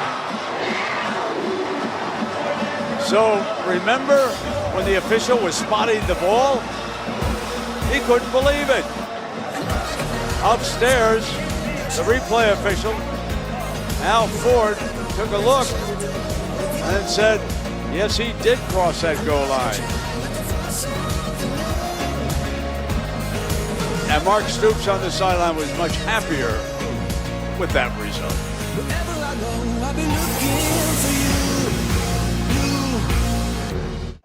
So Benny Snell's 10th touchdown, and that broke the Kentucky record for the most total touchdowns by a freshman, Randall Cobb. Remember that name, Randall. Now with the Green Bay Packers scored 9 touchdowns as a freshman here. Meanwhile, in Baton Rouge, Alabama has a 1st and goal on a long pass, and they're threatening to score for the first time. Kaylee, what's the situation with Johnny Hibbett, the umpire? Well, Brent, Johnny has had the full attention of the athletic training staff for Kentucky. They massaged his right calf, put some ointment on it, had him stretching it out. Now they've put him on the bike. I can't say I've ever seen an official put on a bike during a game, but they're taking best care of him they can. He's trying to tough it out. He's going to try to gut this one out. They're going to let him kind of walk around, see how it feels. He's got to be able to run. He's got to be able to cut. Looks like he's just still ginger on that. First down and 10 for Jacob Eason. Michelle is the running back.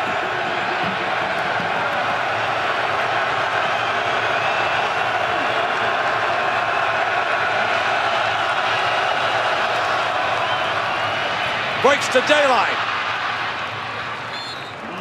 Another example, Brent, of Georgia having success up the middle. They get a good double team block. Lamont Gaillard right here getting a bump, helping out on the nose guard Pringle with the center, and then climbing into the second level, trying to get a hat on the linebacker Jones. That's a good job. Clearing up those spaces for Sony Michel and Nick Chubb. 38-yard line after that run. Great goal line stand by LSU. Long pass here, incomplete. Overthrow Wims on that pass. So Nick Saban passed up going for the field goal on 4th down, and LSU stopped him down inside the 5-yard line. An amazing decision by the Alabama coaching staff. Second down and 10 here.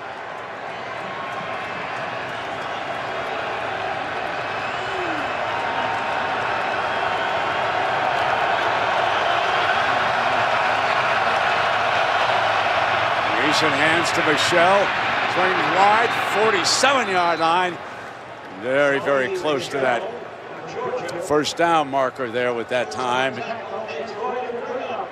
I mean, to give you an idea of how important kicking field goals are, take a look at the Georgia score. 1 touchdown and 2 field goals, yet Kirby is within 8 points, or 1 score. What is it with coaches when they're in scoring territory and 4th down, you don't kick the field goal? 3rd down coming up now, Nick Chubb.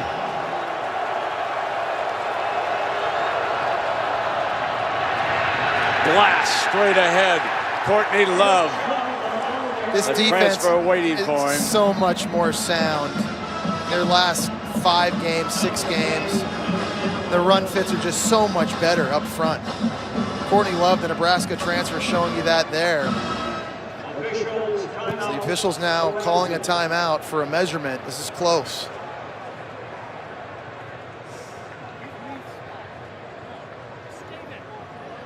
This Kentucky defense, though, huge difference since Mark Stoops took over the play calling, and it's been so many fewer explosive plays given up. They're way better on 3rd down. That's a reason why they're giving up 20 points per game less since he took over than they did in the first 3 games. They got the stop. Love makes the tackle. Now Kirby Smart, what do you do?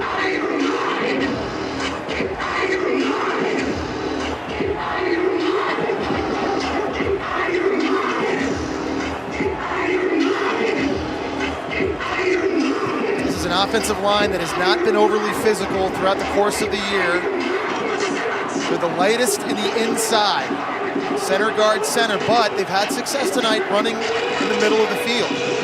They got stopped on 4th and short a few weeks ago with Isaiah McKenzie at tailback. In this situation, there's no doubt about it. If you're going for it, you've got Nick Chubb dotting the I.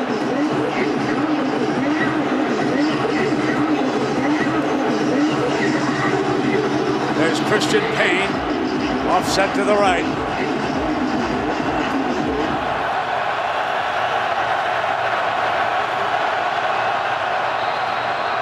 And it was stopped. Penalty flag. Yeah, it's the right guard, right tackle, Greg Pike. Punt time for Georgia. Number 72, the 5-yard penalty remains 4th down. Sorry, that's Tyler Catalina, the left tackle. Right here, just a little bit of a flinch on a 4th and short opportunity.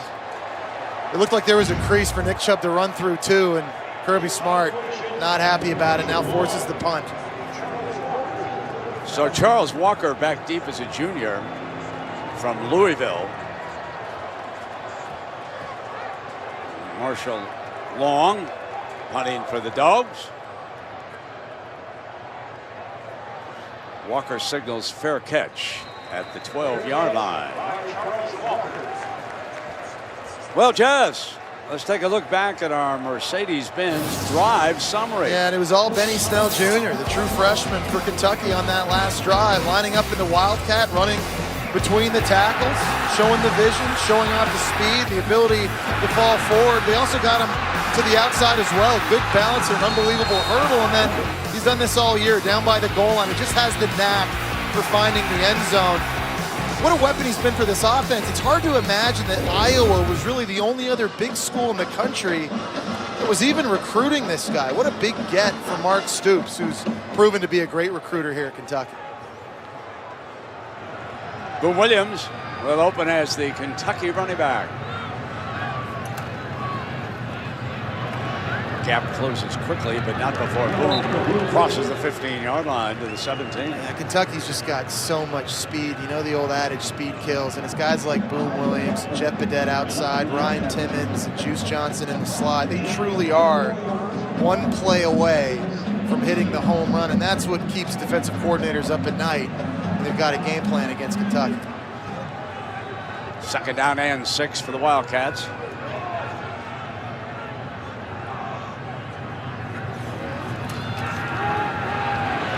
Johnson, incomplete. Good coverage that time by Sanders.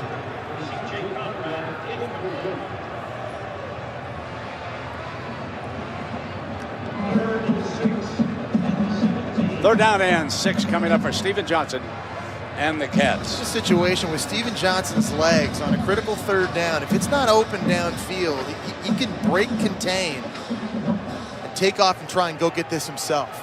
He's that kind of athlete. Those legs help keep drives alive and keep the offense on schedule.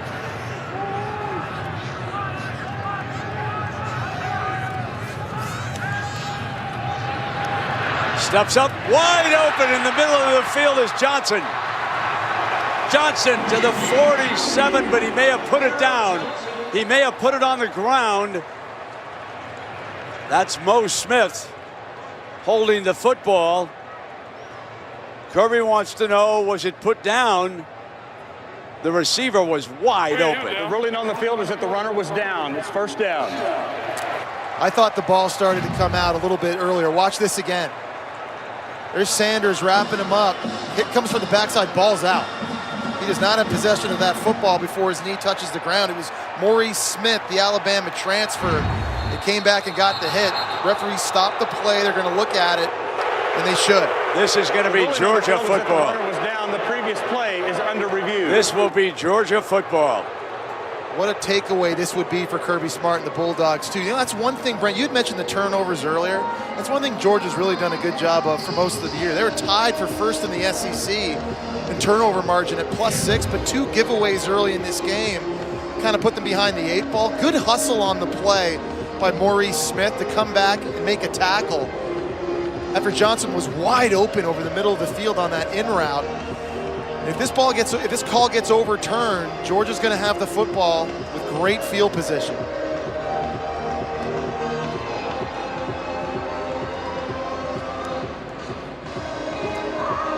Kentucky running the ball so well. How big is it to steal a possession here, especially on the road in a big game like this? To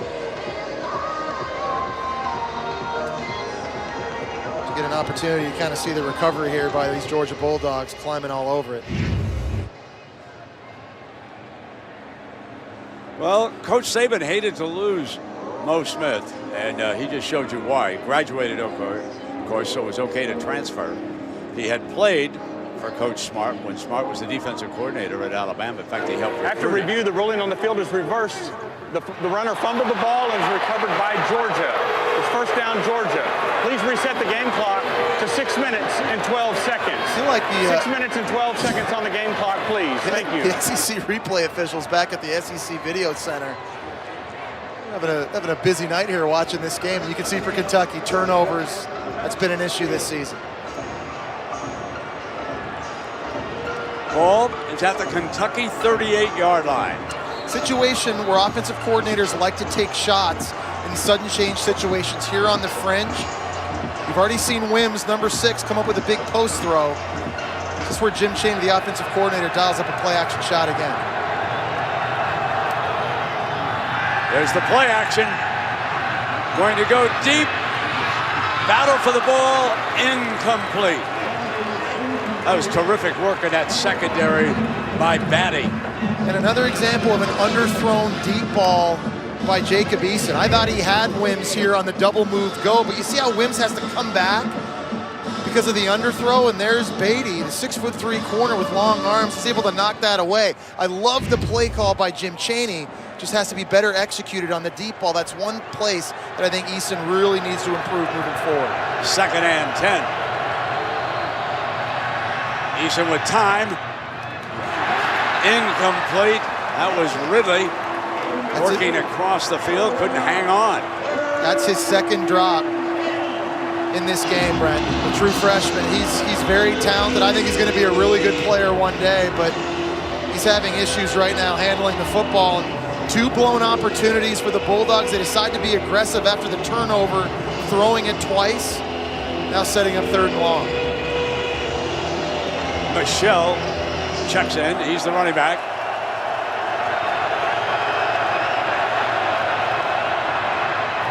Basically the same pattern, but this time it is complete to Reggie Davis working across, and that's J.D. Harmon, who has been J.D. on the spot for the Wildcats all night long. This is kind of no man's land if you're Kirby Smart, because it's going to be a real long field goal if he decides to do that. It looks like he's going to want to go for this.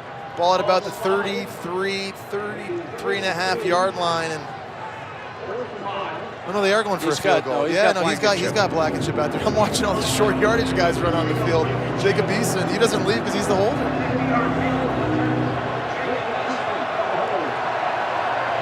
Got the Clark Kent look working from the right hash.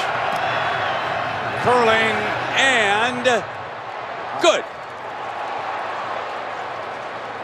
A 49-yard field goal by Blankenship. So Kirby Smart shows you why you kick field goals. And now it's a 5-point difference.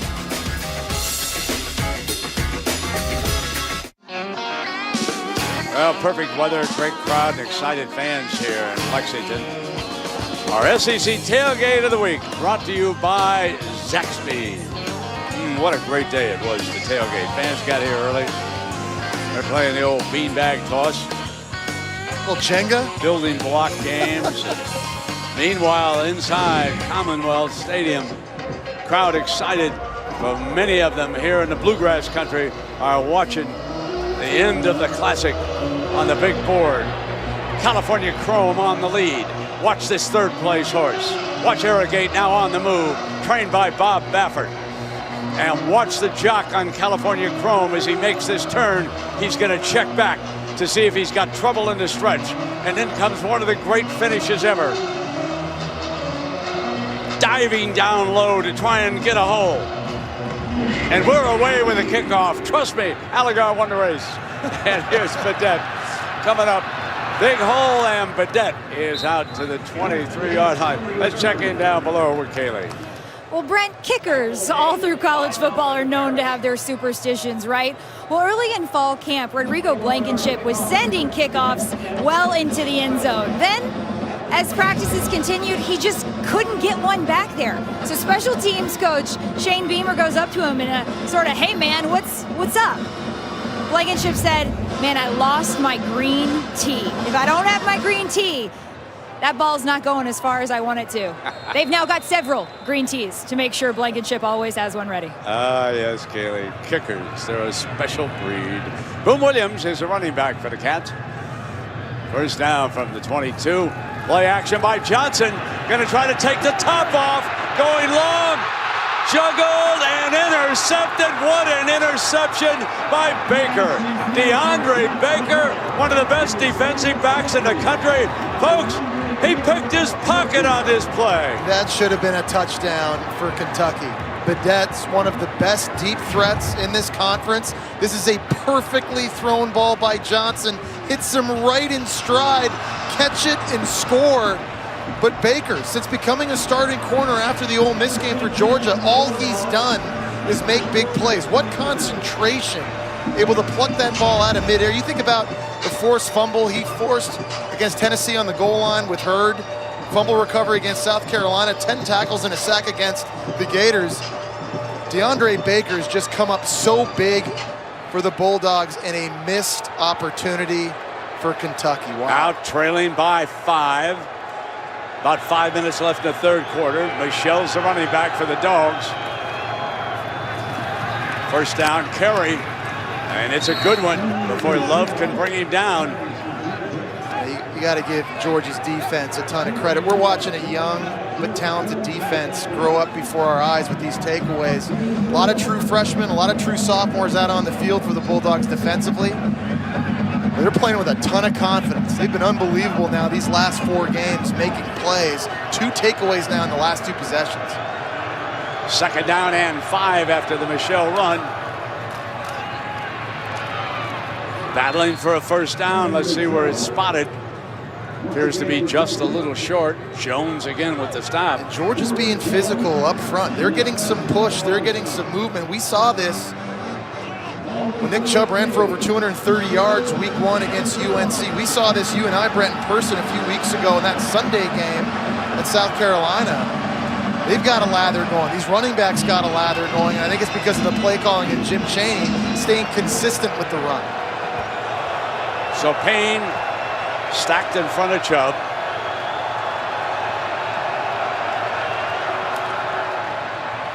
Here's Chubb stepping outside. Got the first down, and he's out of bounds on that far side. There's good work over there by J.D. Harmon, the defender, to hold Chubb up when he was out of bounds. Good sportsmanship by number 11, who's had a heck of a night. And a nice job by Jacob Eason at the line of scrimmage too, Brent. He killed that play. You saw him checking at the line of scrimmage. It's a kill package where you call one play in the huddle, and then if you audible, you can change it by killing it to a different run.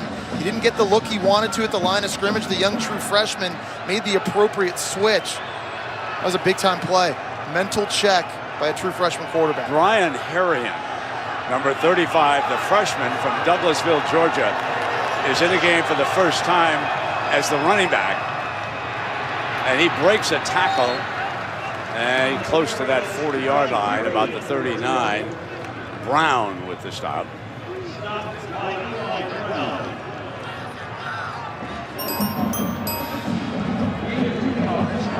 Now Michelle reports in.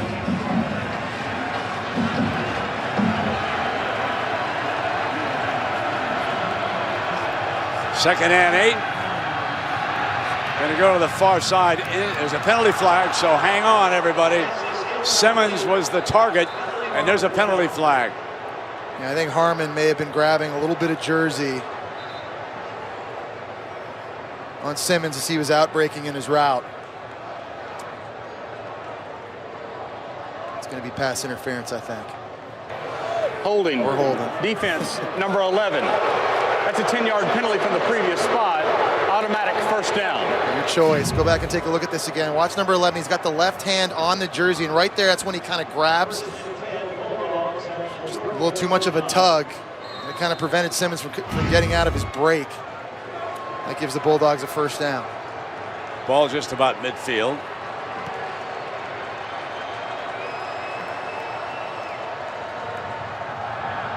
Short drop. Eason to Godwin.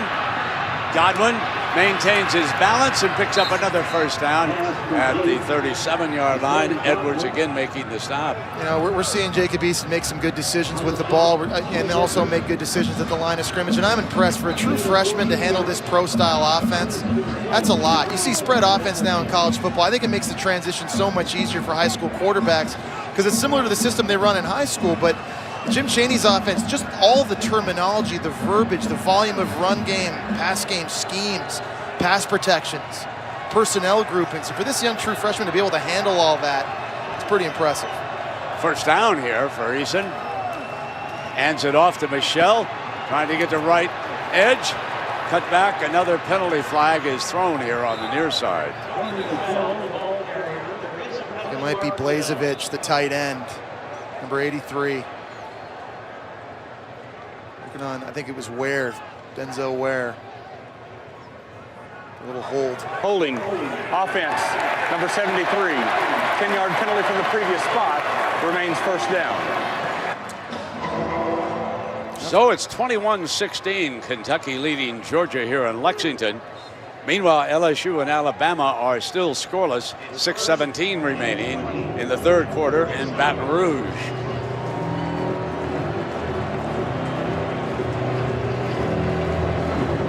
First down and 20 with Nick Chubb in the backfield. Play action with Chubb. Trying to take the top off. Nobody open.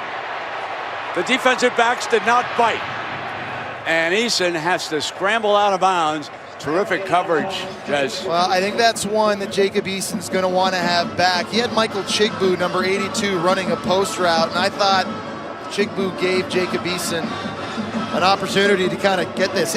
Chigbu actually ran past the safety this way. We're going to watch. It's kind of a slow developing play, and the safety kind of got turned around, and there was an opportunity at least to give his guy a chance. The problem is that they had already flushed him from the pocket, and he was headed left as he curved toward the center.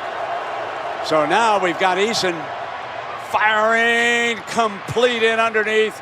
They get it back to just about the original line of scrimmage. That's Wims. Wims looks like he's going to be productive. Well, he's kind of the outside receiver that's been emerging for this offense. You know, forever all of their big plays were going to Mackenzie Anata in the slot. And Wims, the last couple of weeks, and certainly tonight on the big post completion, he's been the guy on the outside making big plays for Jacob Eason. Now let's see what Eason can come up with here on 3rd and 11. He's 10 of 19 for the night, 162 yards and 1 touchdown. He kind of double pumped. And by that time, the defense had surrounded him, and it was incomplete as he bounced it.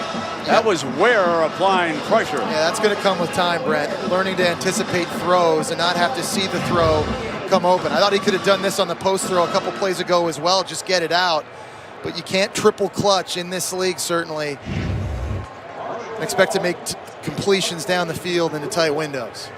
So Georgia's Reggie Davis has gone back to the locker room for treatment. Marshall Long, the freshman, with a chance to bury Kentucky.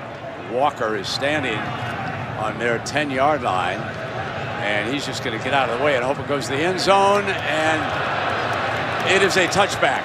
Official was right there. Parrish tried to down it short of the end zone. There's a great block by Kentucky on Parrish. It just forced him to go to the ground. If he'd been able to stay up, he would have been able to get that. A really good call by the official.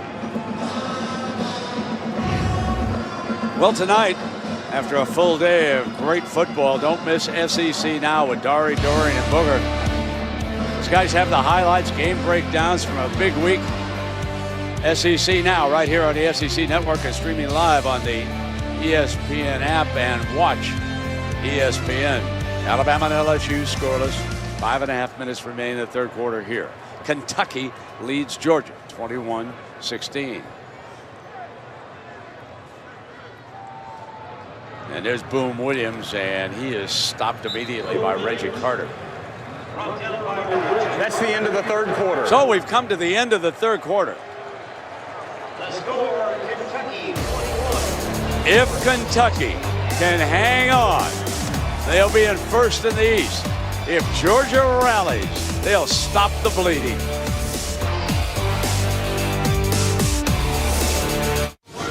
Well, Jess, let's take a look at our 15 minutes or less, brought to you by Geico. Got started by Isaiah McKenzie on a big 3rd and 11 catch over the middle of the field, taking it to the house. And then Kentucky came back running the football. Benny Snell, tough run, dragging Bellamy into the end zone for the score. Boom Williams then got involved out of the Wildcat formation, running outside, breaking tackles on his way to the end zone. More Benny Snell. This play would get called not a touchdown. They would review it, overturn the call. For Snell's 2nd touchdown of the game. Turnovers by Kentucky offensively here in the second half. Now they've got to stop. They've got to be able to find their rhythm again offensively. Johnny Hibbett, the injured umpire, back on the field. He was there on the right of your screen. Johnson, and there's a penalty flag falling on. Oh, the ball came out, Brent. Just come out. Toth is there. So John Toth was on it. Let me check myself. It was a football coming free, and it was not a flag. Julian Rochester, the true freshman defensive end, just ran right through the right tackle, Georgia sophomore Jay, and right into Steven Johnson. I don't think Steven Johnson's arm was coming forward. That was a fumble. And Toth, heads up play. He's the senior center from Indianapolis, and he's a good one. But it'll make it 3rd and 19 for Kentucky. Johnson fires in underneath to Timmons, his 2nd catch of the night. And there's a penalty flag. Parrish made a quick stop on Timmons.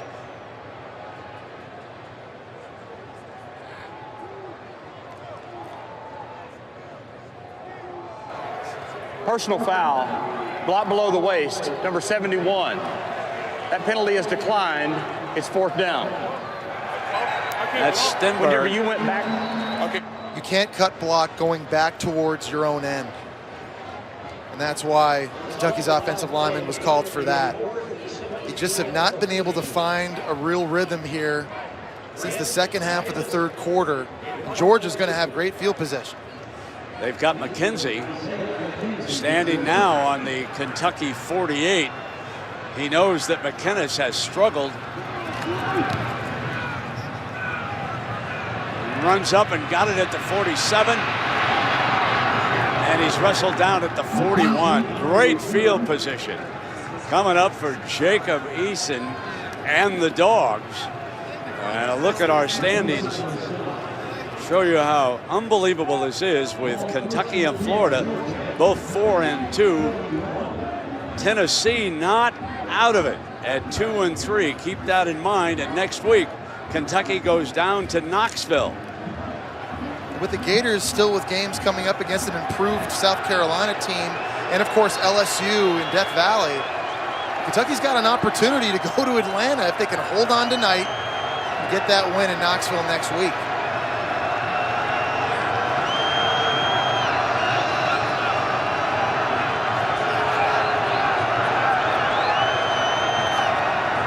Toss to Chubb.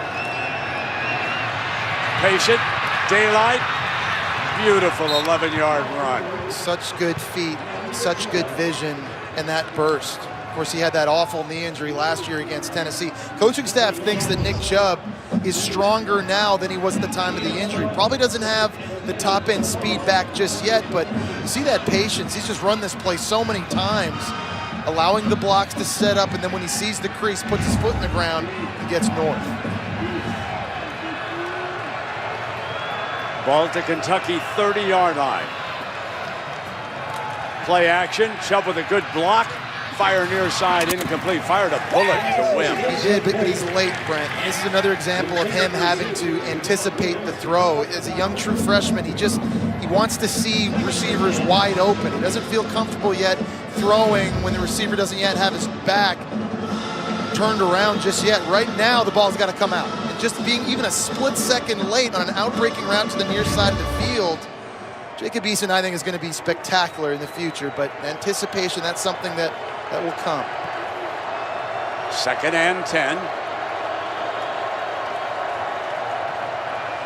We draw a play with Chubb and crosses the 30, and Jones makes another stop. Jesse, how long did it take for Steve Spurrier to teach you to throw before the break and anticipate where the receivers going to be? Listen, it took me at least a full year. And I played a little bit as a true freshman myself, and that was really hard for me to come around. Of course, I wasn't playing the snaps that Jacob Eason's playing. I mean, what he's been able to do and the amount of offense he's been able to digest, and his skill sets and his talents are just off the charts, and I'm extremely impressed. It's not an easy thing to learn to do, Brian. It's a shame we've lost another left tackle, Catalina of the Dogs.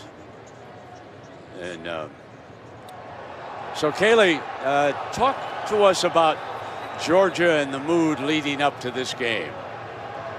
Well, Brent, after those 2 straight losses and, 1 win among the last 5 games, Kirby Smart this past week asked everybody on the staff, from operations folks to strength and conditioning guys, to help bring some extra juice to this team. So talking with some guys on the strength and conditioning staff, those are always the guys who can bring the extra juice. They actually superimpose the faces of Brandon Klubenow and John Atkins, the guys who are the anchors of their offensive and defensive lines. They superimpose their faces onto the bodies of guys on video games like Battlefield. The message being, hey, these guys, let them anchor it, everything flows from there. But you never know the motivational tactics that can get through to a bunch of 18 to 21-year-old kids. They're going to go back and take a look at this and see if the football came out when the Georgia ball carrier was going to the ground. It was Nick Chubb carrying the football, and after he got up, the football was on the ground. It was Chris Westry that jumped on it. But take a look again. That left elbow hits the ground first before the ball is dislodged, and of course the ground cannot cause a fumble.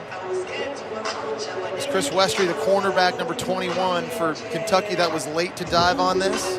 This is what they're reviewing and taking a look at. Are you sure that ball's not out, Jess? Yeah, when I look at it from that angle there, Brent, I'm not so sure. You're right. Free, okay. Take a look here.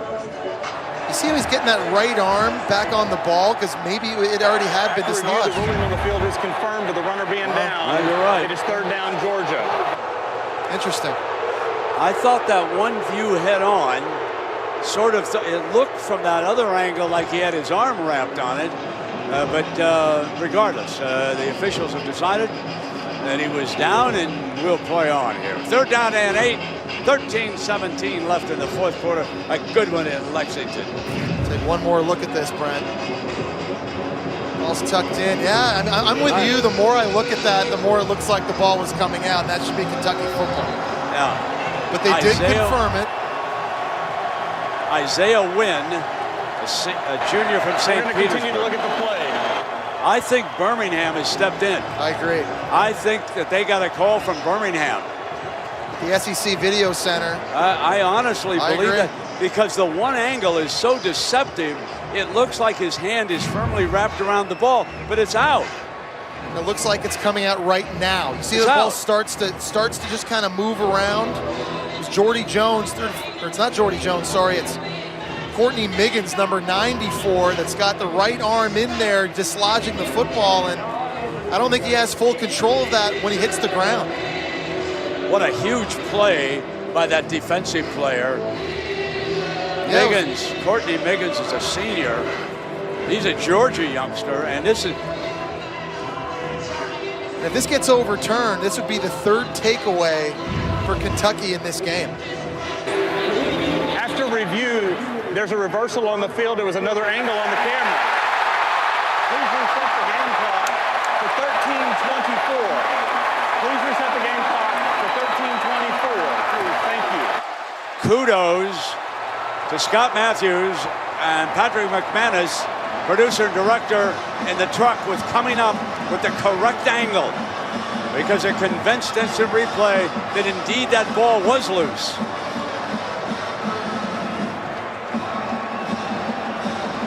So now Johnson trots out of the field. Yeah, I've never really seen anyone confirm a call and then go back and double clutch, but that's why you have the video center back in Birmingham. And Those we are extra told set of that- eyes. We're told that it wasn't Birmingham, that my friend Al Ford. So Good congrats job. to Al Good Ford job. for sticking with it. First down and 10. Boom Williams.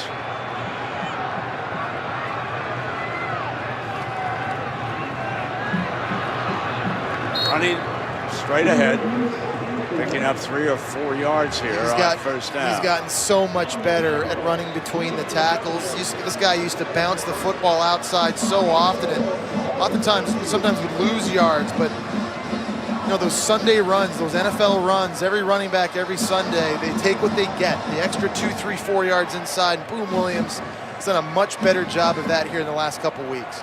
Well, back to the Wildcat we go with Benny Snell, the freshman from Westerville, Ohio.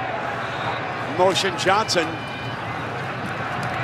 Snell battles the middle of that defense before Marshall, talented freshman for the Dogs, can control him. You know, it's interesting, Jess, because the offensive coordinator, Eddie Grant, he sticks with that Wildcat. We've seen a couple of wrinkles with it. One thing we haven't seen is Snell throw the ball, and I'm here to tell you, watching him in practice, he can. So I don't know if we're going to see it tonight, but somewhere along the line, he's going to throw from this formation. On this play, they got their backup left tackle, Landon Young, working against Lorenzo Carter up top. Johnson checks back in to take the snap. In trouble. Down at the 32, and Kentucky is forced to punt. Tyler Carter, we talked a couple about true freshmen. We talked about Julian Rochester and David Marshall. What about the other true freshman, Tyler Clark? Defensive tackle coming up. I mean, a D-line that hasn't been a great pass rushing unit all year, but they've gotten great plays here recently from young players, talented young true freshmen, really stepping up. McKinnis. McKenzie, fair catch at the 33-yard line. Maybe a little bit of acting right in front of the So back check. we come back. We're going to take a little bit of a inside look at the best announced booth in the SEC. That's next.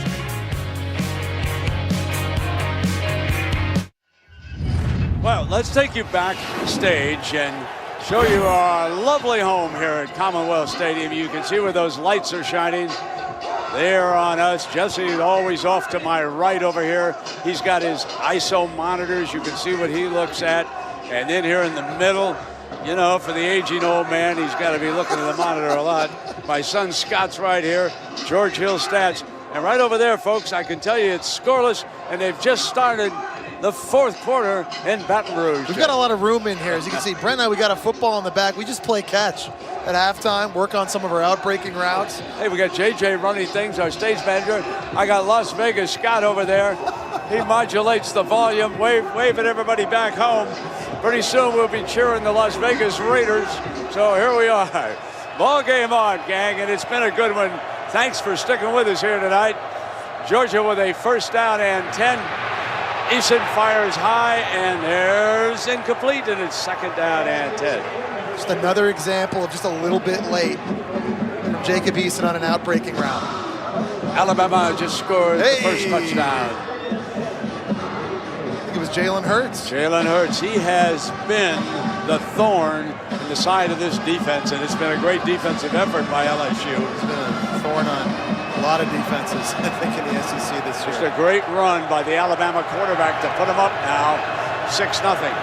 Here is Jacob Eason, another freshman, trying to fire them back, and they'll have a third down after that catch by Wims. Yeah, Wims is really kind of coming on now and establishing himself on the perimeter with his size at 6'4", 215. I think Jacob Eason has a real comfort factor with him in tonight's game in one-on-one matchups, but because of that big catch now, your entire playbook's at your disposal for Jim Chaney. This does not have to be a throw necessarily. They can run, and they've got Sony Michel lined up in the backfield.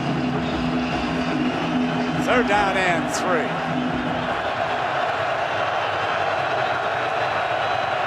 McKenzie's the motion man. Eason looks in that direction, fires to the outside man, and he's got the first down. That's Terry Godwin.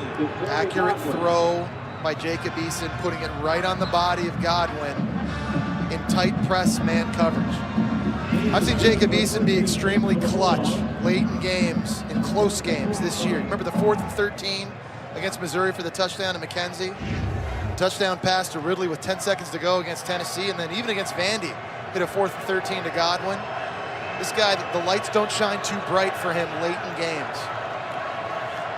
On a first down, Eason play action, fires to the outside, incomplete.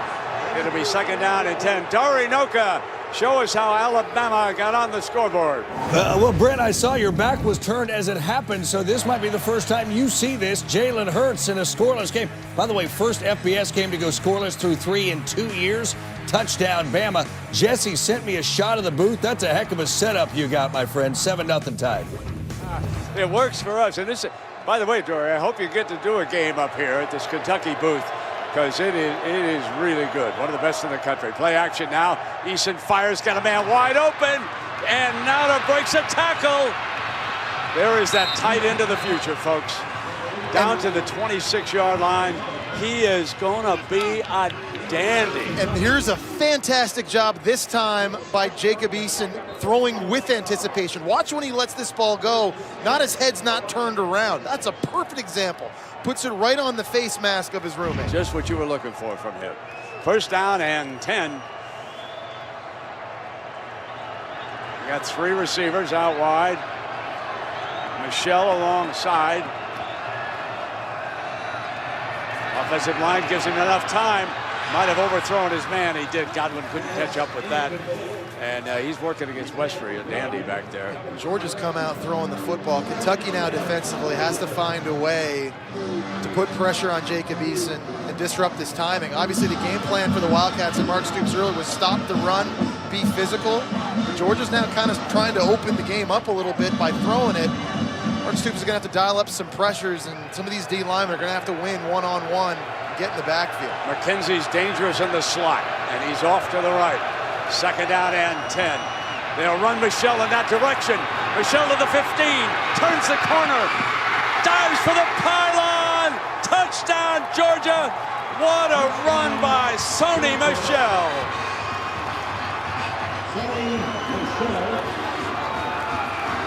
What an effort by Michel, the speed, getting outside.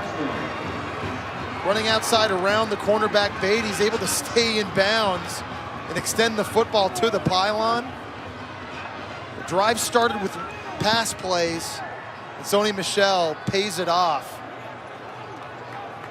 And again, give Georgia offensive coordinator Jim Chaney credit because he stayed committed to the run. 65 plays, 38 runs. They're going to go for 2. Leading it by 1. They figure 2 is basically dead money. So they're going to go for 2 points here. Chubb will be the running back.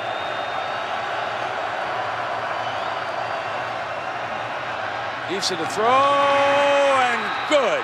And that is Isaac Nada, who had the big catch to keep this drive going. And now that puts Georgia up by 3. Terrific management here by Georgia. Well, it started with the touchdown, going to Sony Michel, running outside. Great blocking downfield by the wide receivers on that play, by the way. And then on the 2-point play, little pick action. Blazevich getting a pick on a linebacker opens up Nada. 24-21.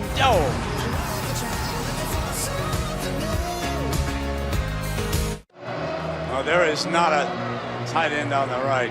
And Michel finished it off with that brilliant run and dive for the pylon, showing you his great athletic ability. And then Kirby Smart dials up the 2-point play, and they sit on a 3 right now.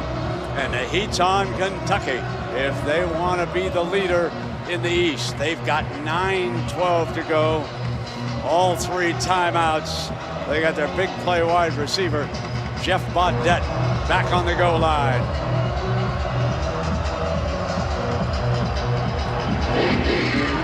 This will come out on the 25-yard line. It'll be 1st and 10 for Steven Johnson. And now we'll see what Eddie Grant, a very talented offensive coordinator, who came here from Cincinnati prior to this season. We'll see what he can dial up. He has given us a mixture. There is Eddie, and I happen to think he's one of the bright coaching minds in the country. What about you, Jeff? Absolutely, Brent. If anyone ever watched him at Cincinnati, he leads some of the most prolific offenses they had in school history. The job he's done this year with a backup quarterback in Steven Johnson, getting him coached up, and the added wrinkle of the Wildcat to this offense has been huge. They're going to open with the Wildcat. And Snell, you know, for some of our viewers out there who are old enough like me to remember the great Super Bowl triumph of the New York Jets, Matt Snell. Yes, Benny and Matt are related. So he's got some great genes. And I don't mean his pants. 2nd down and 6. Johnson will take this snap. Stands tall, hit on the release, however.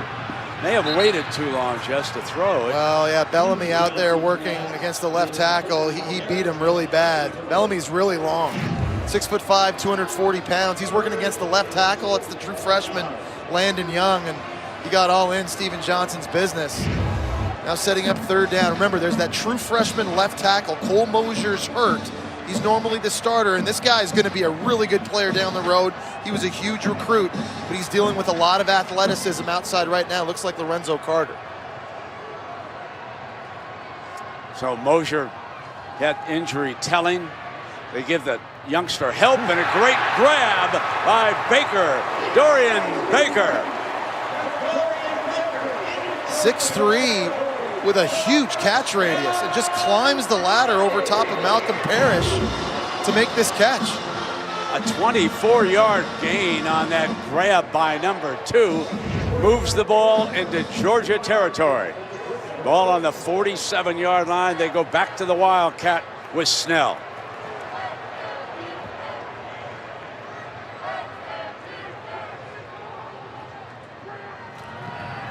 Here's Snell running right straight ahead behind Haynes, Toth, and Stallings. You know, another wrinkle, Brent, that Eddie Grant has in this Wildcat package too is they can motion quarterback Steven Johnson back into quarterback to throw it, or they can reverse to Steven Johnson and let him throw it downfield too. They've shown that in games this year. They've hit explosive plays. So they split out the receiver wide. They use the Wildcat Snell, motion Timmons, Snell again. Could not, I believe, get the 1st down. There was a penalty on the play, however, so let's hold on a second. He was giving it a second effort, but he came up just a little bit short. We'll see what the penalty is. I'm not sure Kentucky had enough guys in the line of scrimmage. Steven Johnson was playing quarterback. He was lined up as a receiver. I don't know if he was on the line. Or they could have a defender lined up in the neutral zone. That's another option. Maybe Julian Rochester, number 5. Kirby's not happy, so I kind of like your second observation rather than the first. It's telling.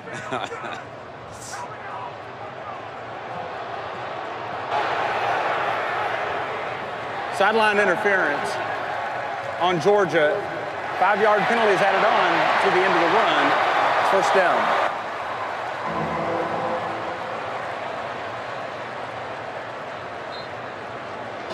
So the Dogs sideline with a mistake. And that ball is going to be spotted on the 33. They go back to the Wildcat formation, moving the ball with it. Snell steps off to the right, slips a tackle, and picks up 7 yards on that run. You know, he's a guy that just gets better as the game goes on, too. He had 38 carries last week against Missouri. And watching that film, there was a point where he ran the ball 7 straight times on 7 consecutive plays and never seemed to get tired. Here we are in the 4th quarter, the game wearing down, and he doesn't look like he's wearing down. They're just leaving him in there right now in the Wildcat. You know, you would think that we're watching the rebirth of the single wing. I don't see any spinner moves here yet, but stay tuned. 2nd and 3, here he comes. He was jammed up that time. It's going to be 3rd down, and Rochester, Julian Rochester, has a terrific future for the Dogs. One of the freshman defensive linemen stood tall on him. He's from Powder Springs, Georgia. In this situation, you know, why would you get out of the Wildcat? You've had the success running between the tackles with Snell. It's just so rare to see a true freshman running back have the conditioning that this guy has. So many running backs come out of the game after their 3rd consecutive carry. He's been in there the entire time. 3rd down and 2. Hit in the backfield. Breaks a tackle. Oh, mercy. What strength by the young man. I thought he was going to be thrown for a 2-yard loss. Yeah, it looked like Bellamy, number 17 for Georgia, was going to make this play in the backfield, but just great balance by the true freshman back. Low to the ground, keeps his shoulder pads level, and then leaps forward, understanding where that 1st down marker was. Simply remarkable. And again, Brent, look, not taking him out. He's back lined up in the Wildcat. He's not breathing heavy. I don't know how he does it. It's on the Dogs' 22-yard line.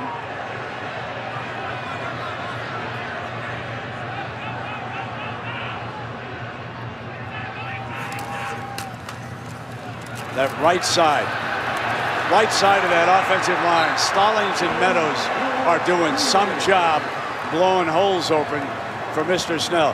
One thing I've got to say about Eddie Grand, and other play callers should take note, when something's working, don't get off it. Make the other team stop you before you say don't do it anymore. 2nd down and 4.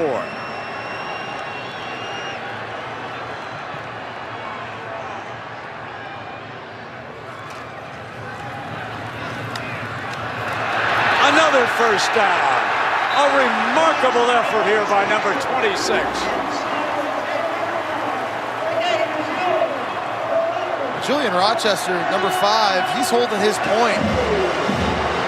Snell's just kind of fighting through D-line, and he's fighting through O-line. And they're just, and Eddie Grant's not taking him out. He's not changing it. You don't ever see this. You don't see this in college. You don't see this in pro football. Running backs that can play this many snaps and carries consecutively. And 112 total yards for the game. It's a timeout by Georgia. Georgia calls a timeout, and Kirby's beside himself. He can't believe that one play has pushed his defense down the field. This is normally a really good run defense, Brent. This is normally a really good run defense. They're not used to getting pushed around. For somebody running through tackles and breaking tackles. There's so much sense of urgency, obviously, for the Kentucky Wildcats in this game. With a win tonight, bowl eligible, but more important than that, alive in the SEC East race. For Georgia, 4-4 right now, they're trying to become bowl eligible. They've got a tough stretch of games still coming up. So there's the path to the title. The Gators now 4-2 after losing Clock to Arkansas. operator, please reset the game clock. And that's not an easy road for them. Next Saturday, Kentucky goes to Knoxville to play Tennessee. Tennessee will host Kentucky. They've got Missouri and Knoxville. Please reset the game They clock. go to 4-0-4. Vanderbilt. So you can see that Tennessee, remember, holds the tiebreaker head-to-head with Florida. Should it wind up that way. And if they can beat Kentucky next week, they also would have the tiebreaker there. So don't give up on the Volunteers quite yet. So here's the Wildcat again. There's a surprise. I'll see if that timeout by Kirby Smart helped give his defense a break to be a little bit more stout here. 11th play of this drive coming. Snap it to him. Just block. 8-yard line, 2nd down and goal. Also what's happening on this drive is that Kentucky basically is killing the clock with it. Trying to get an opportunity. You see Mark Stoops telling him just kind of take your time, get a score, and leave Jacob Eason with as little time as possible late. He's very confident at the very worst he'll get a tie here. Obviously he wants a touchdown to take the lead. 2nd down and goal. Snell ready. Looks to the left. And he is stopped short of the 5-yard line. So now a big 3rd down. David Marshall. We've mentioned Marshall and Rochester. Terrific futures for the Dogs. This is where Georgia has been poor all year. Red zone defense coming into the game, allowing 73% of their opponents' drives to score touchdowns. Tonight so far, Kentucky's been 3 for 3. 3 drives in the red zone, 3 touchdowns. The Georgia Bulldog defense here needs to force a field goal opportunity. Now, looks like Mark Stoops is going to talk it over. And they had Steven Johnson on the field. Okay, they were going to go back. Well, he's always on the field, Brent. Even when they run Wildcat formations, he always stays out there. And that's what makes this Wildcat attack so dangerous, because you can't predict when they're going to line up in it, because they leave the quarterback out there on the field, and it just makes it difficult for Kirby Smart and Mel Tucker to know what they're going to do.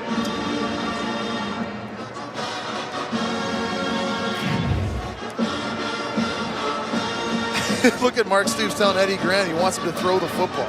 He wants to score. He doesn't want to kick a field goal down here in this end. I mean, they've only run about 15 straight plays of Wildcat, right? Running it with Snell. You know what's interesting? Most people, when they do, they go, football. So you can't read the lips, okay? We can read everything he said. Hey, this is a big drive, right? Here's a team.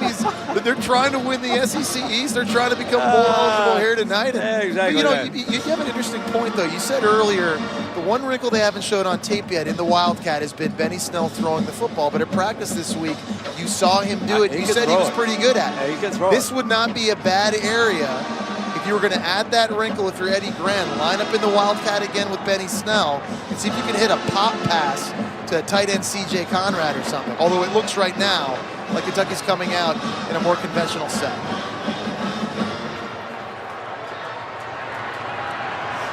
Here's your 3rd down and goal. 2:55 to go. Trailing by 3.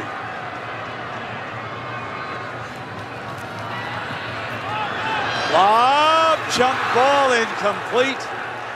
And that was great play by Parrish against Baker. Yeah, great coverage by Parrish on that play. He's 5 inches shorter. Steven Johnson looking for the fade jump ball.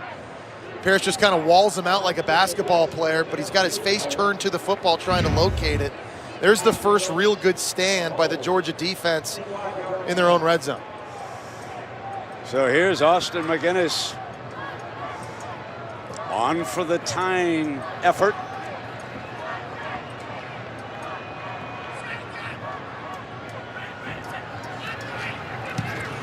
And we are deadlocked with 2:47 remaining. Meanwhile, Alabama still leads LSU 7-0 but Bama has rolled to the LSU 5-yard line.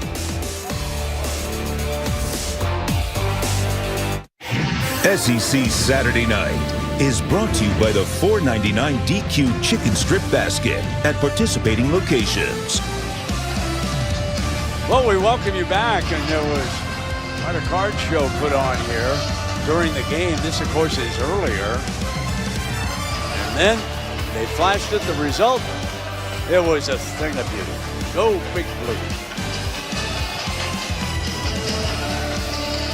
Hardman is in as the return man, standing on the goal line.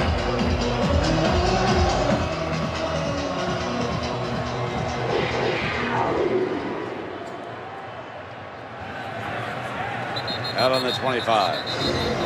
Well, coming into tonight's game, no doubt about it, Georgia was convinced they had to run the football. And after these two guys only carried it 12 times against the Gators in their last game, 36 combined carries tonight. Nick Chubb running inside, Sony Michel running outside. It's opened up some play action pass opportunities for quarterback Jacob Eason to take advantage of. But give offensive coordinator Jim Chaney credit because he's committed himself to the run tonight, putting the football in the hands of his two best players on offense, giving them an opportunity to win this game here on the road.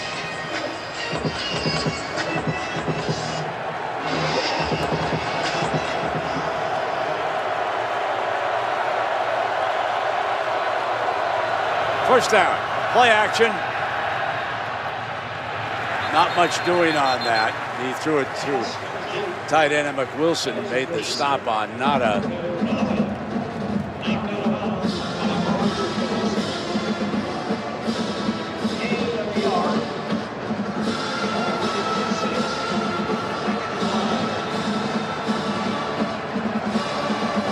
Second down and 9.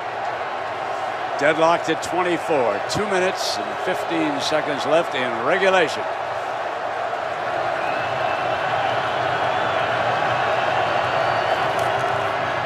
Another play action throw, and they've got the first down with Wims.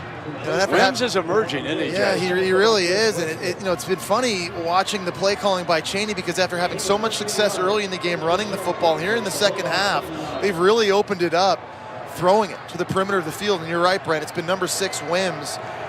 It's been on the receiving end of these targets for Eason more often than not. Ball out the 39-yard line. Check with the sideline. Kentucky loading the box to stop the run. Those one-on-one opportunities are there outside.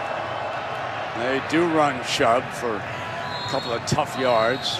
Nick Chubb's now got to be careful, though, with the ball security. He's already fumbled twice in this game, so especially on this drive when he's in there, 2 hands on the ball. Goes without saying, cannot afford a turnover here in your own end, tied late in this game.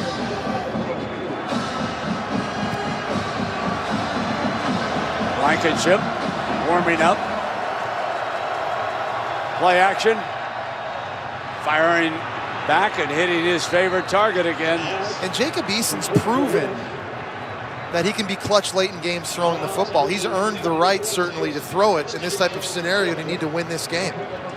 He's got phenomenal poise for a true freshman, and right now he's methodically moving Georgia into an opportunity to kick a field goal. And they're taking their time at the line of scrimmage. Looks like they're going to give Blankenship an opportunity to win this with a little time left on the game clock. At the Kentucky 46-yard line. Play action. Quick hit to Godwin. And they're picking up huge yards for their field goal kicker. Well, and that's where it's nice to have Jacob Eason's cannon for an arm. This is a wide field hitch throw. There's a cornerback out there, Beatty. If that's not thrown on a rope, that's a pick 6. Not many quarterbacks in college football can even complete or attempt that throw. Alabama kicked a field goal. They lead LSU 10-0 with 2:41 remaining in Baton Rouge. And here Michel for the Dogs crosses that 30-yard line, getting ever closer. Now, of course, Kentucky must use even more timeouts. Try to preserve what they've got left of this clock. They don't want it running completely out if they can avoid it. A lot of the Georgia's play calling offensively, meanwhile, I think will be designed towards centering the football for Blankenship on a field goal, so expect runs up the middle. Second down and 8.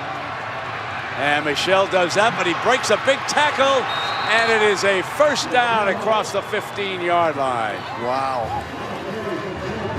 Just nice balance on this drive. You know, I've been impressed watching Sony Michel's, the power he's demonstrated. He's been able to break some tackles running between this Kentucky defensive line. Certainly we've seen his speed on the outside as well, and Mark Stoops wants his defense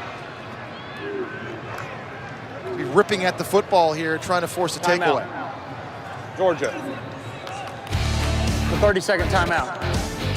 So we'll take a break. Timeout for Georgia as Blankenship gets ready. Rodrigo Blankenship has kicked 3 field goals tonight from 25, 42, and 49 yards. They're setting him up to attempt his 4th, and it will be the most important as the Dogs are running down the final seconds, and then they'll kick for the win.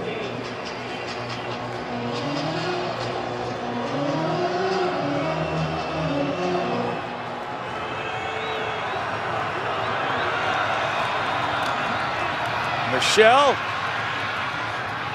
crosses that 10-yard line. And a really nice job by Michelle cutting north. Right when he got to the middle of the field, I think his initial instinct told him to keep running towards the sideline, but he knew he had to center the football for his kicker. A very, very mature play by the veteran junior running back in Sony Michel. So it'll all come down now to the young man from Marietta. Time out of the half. Rodrigo Blankenship. For the season with the 3 tonight, he is 8 Clock of operator, 9. please put 3 seconds on the clock, please. 3 seconds on the clock, clock operator, please. 3 seconds, thank you. Speaking of the clock, let me remind everybody, daylight saving time ends tonight. That's right. Turn your clocks back. A whole extra hour of sack time. Well, we're missing some flights tomorrow. Remind the people at the front of the hotel. We've had a good game here, haven't we? Oh, it's been terrific. It's been terrific. And, you know, hats off to Kirby Smart and the Georgia staff, as well as Mark Stoops and the Kentucky staff. This is a game that both these two programs need for different reasons. Kentucky trying to stay alive in the SEC East race, and Georgia obviously trying to become bowl eligible. Got it sloppy at times with turnovers. Maybe Mark Stoops can borrow Cunningham from Vanderbilt. That was an unbelievable block today against Auburn. Vaulted over the center and blocked that Auburn attempt by Carlson. So here's your 25-yarder. Here we go. Gonna freeze the kicker a little bit. Kentucky, their second. It looks 30 seconds. Looks like Kentucky's got their corner, J.D. Harmon, kind of in that position to maybe attack the line of scrimmage, jump up, and try and get a block on this. There you can see the importance of this game. Kentucky and Florida both 4-2. Georgia's down there at 2-4. South Carolina with a win today. They're 3-4 in the East. Kentucky and Tennessee meet next week, and South Carolina goes down to Florida. Yeah, there's still a lot of football left, Brent. Even if Kentucky were to lose this game here today, that doesn't mean the SEC championship game is out by any stretch. Florida's still 2 tough games left against South Carolina and LSU. But a big kick here for Georgia and their bowl hopes, no doubt. This is for the ball game. Georgia wins it. Flag. And a flag is down, so hang on. They're trying to get the players back off the field. I think it's going to be leaping on Kentucky. I think J.D. Harmon went jumping way over top of some blockers and made contact. Personal foul, number 11, leaping. That penalty is declined. Field goal is good. Game is over. 27-24. Georgia rallies in the second half. They score 11 points in the fourth quarter. They hold the Wildcats to 1 field goal, and a huge win for Kirby Smart, who had his offensive coordinator upstairs for the first time this season, Jim Chaney. Kirby is with Kaylee, so let's go to them now. Great job. The kids played hard. Coach, you get the ball, a tie game at the end there. What was your approach through that last drive? Talk me through it. Cool and calm. Relax. Don't panic. Foul. Give us a chance to win, but don't give them a chance to win. And that's what happened. And we got a damn good field goal kicker right there. A week ago, your talented running backs couldn't run the ball.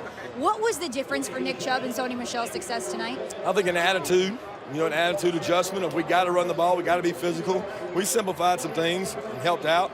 Didn't tackle real good on defense, but played well. And you sent your offensive coordinator, Jim Chaney, upstairs for the first time this season. What impact did that have on your offense? Well, I think he's able to call the game maybe better up there. He's able to relax, see things in a normal environment, not have to deal with all the moving around. I don't know if it helped it or not. One win in your previous 5 games. You asked everybody on this staff for more energy, more juice to push through this tough stretch. Where did it come from this week? Who brought it? Everybody. The players brought it, the strength staff brought it, the training staff brought it, everybody did. And everybody bought into helping the kids have some energy and juice. And I'm just so happy for these kids because they worked so hard. Thank you, Coach. Thank you. So 4 field goals by Blankenship. Remember, when he got in the zone and bogged down, he didn't try to go for a touchdown. He kicked a field goal. And the last one, the most important one, of course, that drive went 9 plays, 67 yards. They killed the clock. 2:48 it took for the winning drive, Jess. No doubt about it. And Jacob Eason at the helm of that 2-minute situation. Cool, calm, and collected, as Kirby Smart had just talked about. We've seen it from him earlier in this year, play some of his best football late in games and give Blankenship an opportunity. Kirby Smart understands how big of a win this was for his young program. Remember, a bowl game is huge for them. To get the extra 15 practices with a first-year head coach and brand new schemes on offense and defense and a very young team for Georgia's development moving ahead. And this is a team that's, I think, going to be expected to win the division next year. A bowl game for them would be massive. So the youngster with the winning foot, Rodrigo Blankenship, is down below with Kaylee. Thanks, Fred. Rodrigo, 2 seconds on the clock. Your foot, that ball, what's going through your head? Just do my job. It's my job to make every field goal I possibly can when I step out on the field, and it's my job to try to kick touchbacks when I go out for kickoffs. So just thinking, do my job, do my job. Can you take us through your routine when you step up to do your job? Every kicker's got one. Well, when we cross the 50-yard line, that's when I start hitting warm-up kicks into the net. We get into field goal range, and I hit one after first down, one after second down, one after third down, and if we're in range, then it's go time, and I'm jogging out on the field. We've seen Jacob Eason exhibit the clutch gene, if you will, to lead this offense when it comes down to the wire in these games. How do you describe the way he is able to take the reins for this offense? He's just he's a phenomenal guy. I think he's the future of Georgia. He's doing a great job for us this season, and he's only going to get better. And he just got some of those intangibles. Those you can't measure him. He's just got that. He just got the stuff, I guess you could say. It's been a rough stretch for this Georgia team the past couple of weeks. How do you describe the difference you saw in the energy and the motivation and the commitment of your teammates tonight? Well, we just put a really good week of practice together, and we had a really good game plan that we believed we were going to execute to the very last second. So, it was just confidence from preparation throughout the week, and we knew as soon as we stepped on the field that we could win this game. And in the last second, you executed. Thanks, Rodrigo. Thank you. 4 field goals for the redshirt freshman. Georgia now 3-4 in the SEC. South Carolina tied with them, and the Gators slip back into first despite losing because Kentucky is now 4-3, and Alabama pitches a shutout in Baton Rouge tonight, beating the Tigers 10-0. Still a lot of football to go, especially in this conference. Big games down the stretch in November. How big now is Alabama versus Auburn late in the year? And of course, in the Eastern Division, there's some big games too. Oh yeah, whoa. Auburn's got to go first to Georgia now. Yeah, that's right. Coming up next. And I think for the Bulldogs, big win here tonight. I think maybe they found something moving Jim Chaney upstairs to the booth or maybe he called a bit of a better game, but I think getting back to committing to the run. Absolutely. Tonight, Nick Chubb and Sony Michel, 40 combined carries. Even sometimes when it's tough sledding, those guys need the carries because they can pop one long. They did well tonight. This offensive line looked good. They're going to need more of that down the stretch. And for the Kentucky Wildcats, it's not over just yet. Florida can lose their 2 remaining SEC games against South Carolina and LSU. That game next week now in Knoxville for them is massive. This thing is still so wide open in both divisions. Now, Jacob Eason has put on 2 game-winning drives for us. Remember Missouri? Yeah. He threw the touchdown pass to McKenzie, and then here tonight, he takes him down the field, sets up the field goal. The young man, yes, he may not know when to throw the ball sometimes, still a freshman, but I really think he's got it. No doubt about it, Brent. He is the future. You just heard Blankenship say this. The future of the program. Made some more big plays tonight. Certainly got to like where he's at if you're Kirby Smart. SEC Now is next. Dari Noka, Booger McFarland, and Chris Doran. Take it away, Dar. Big win for the Tide.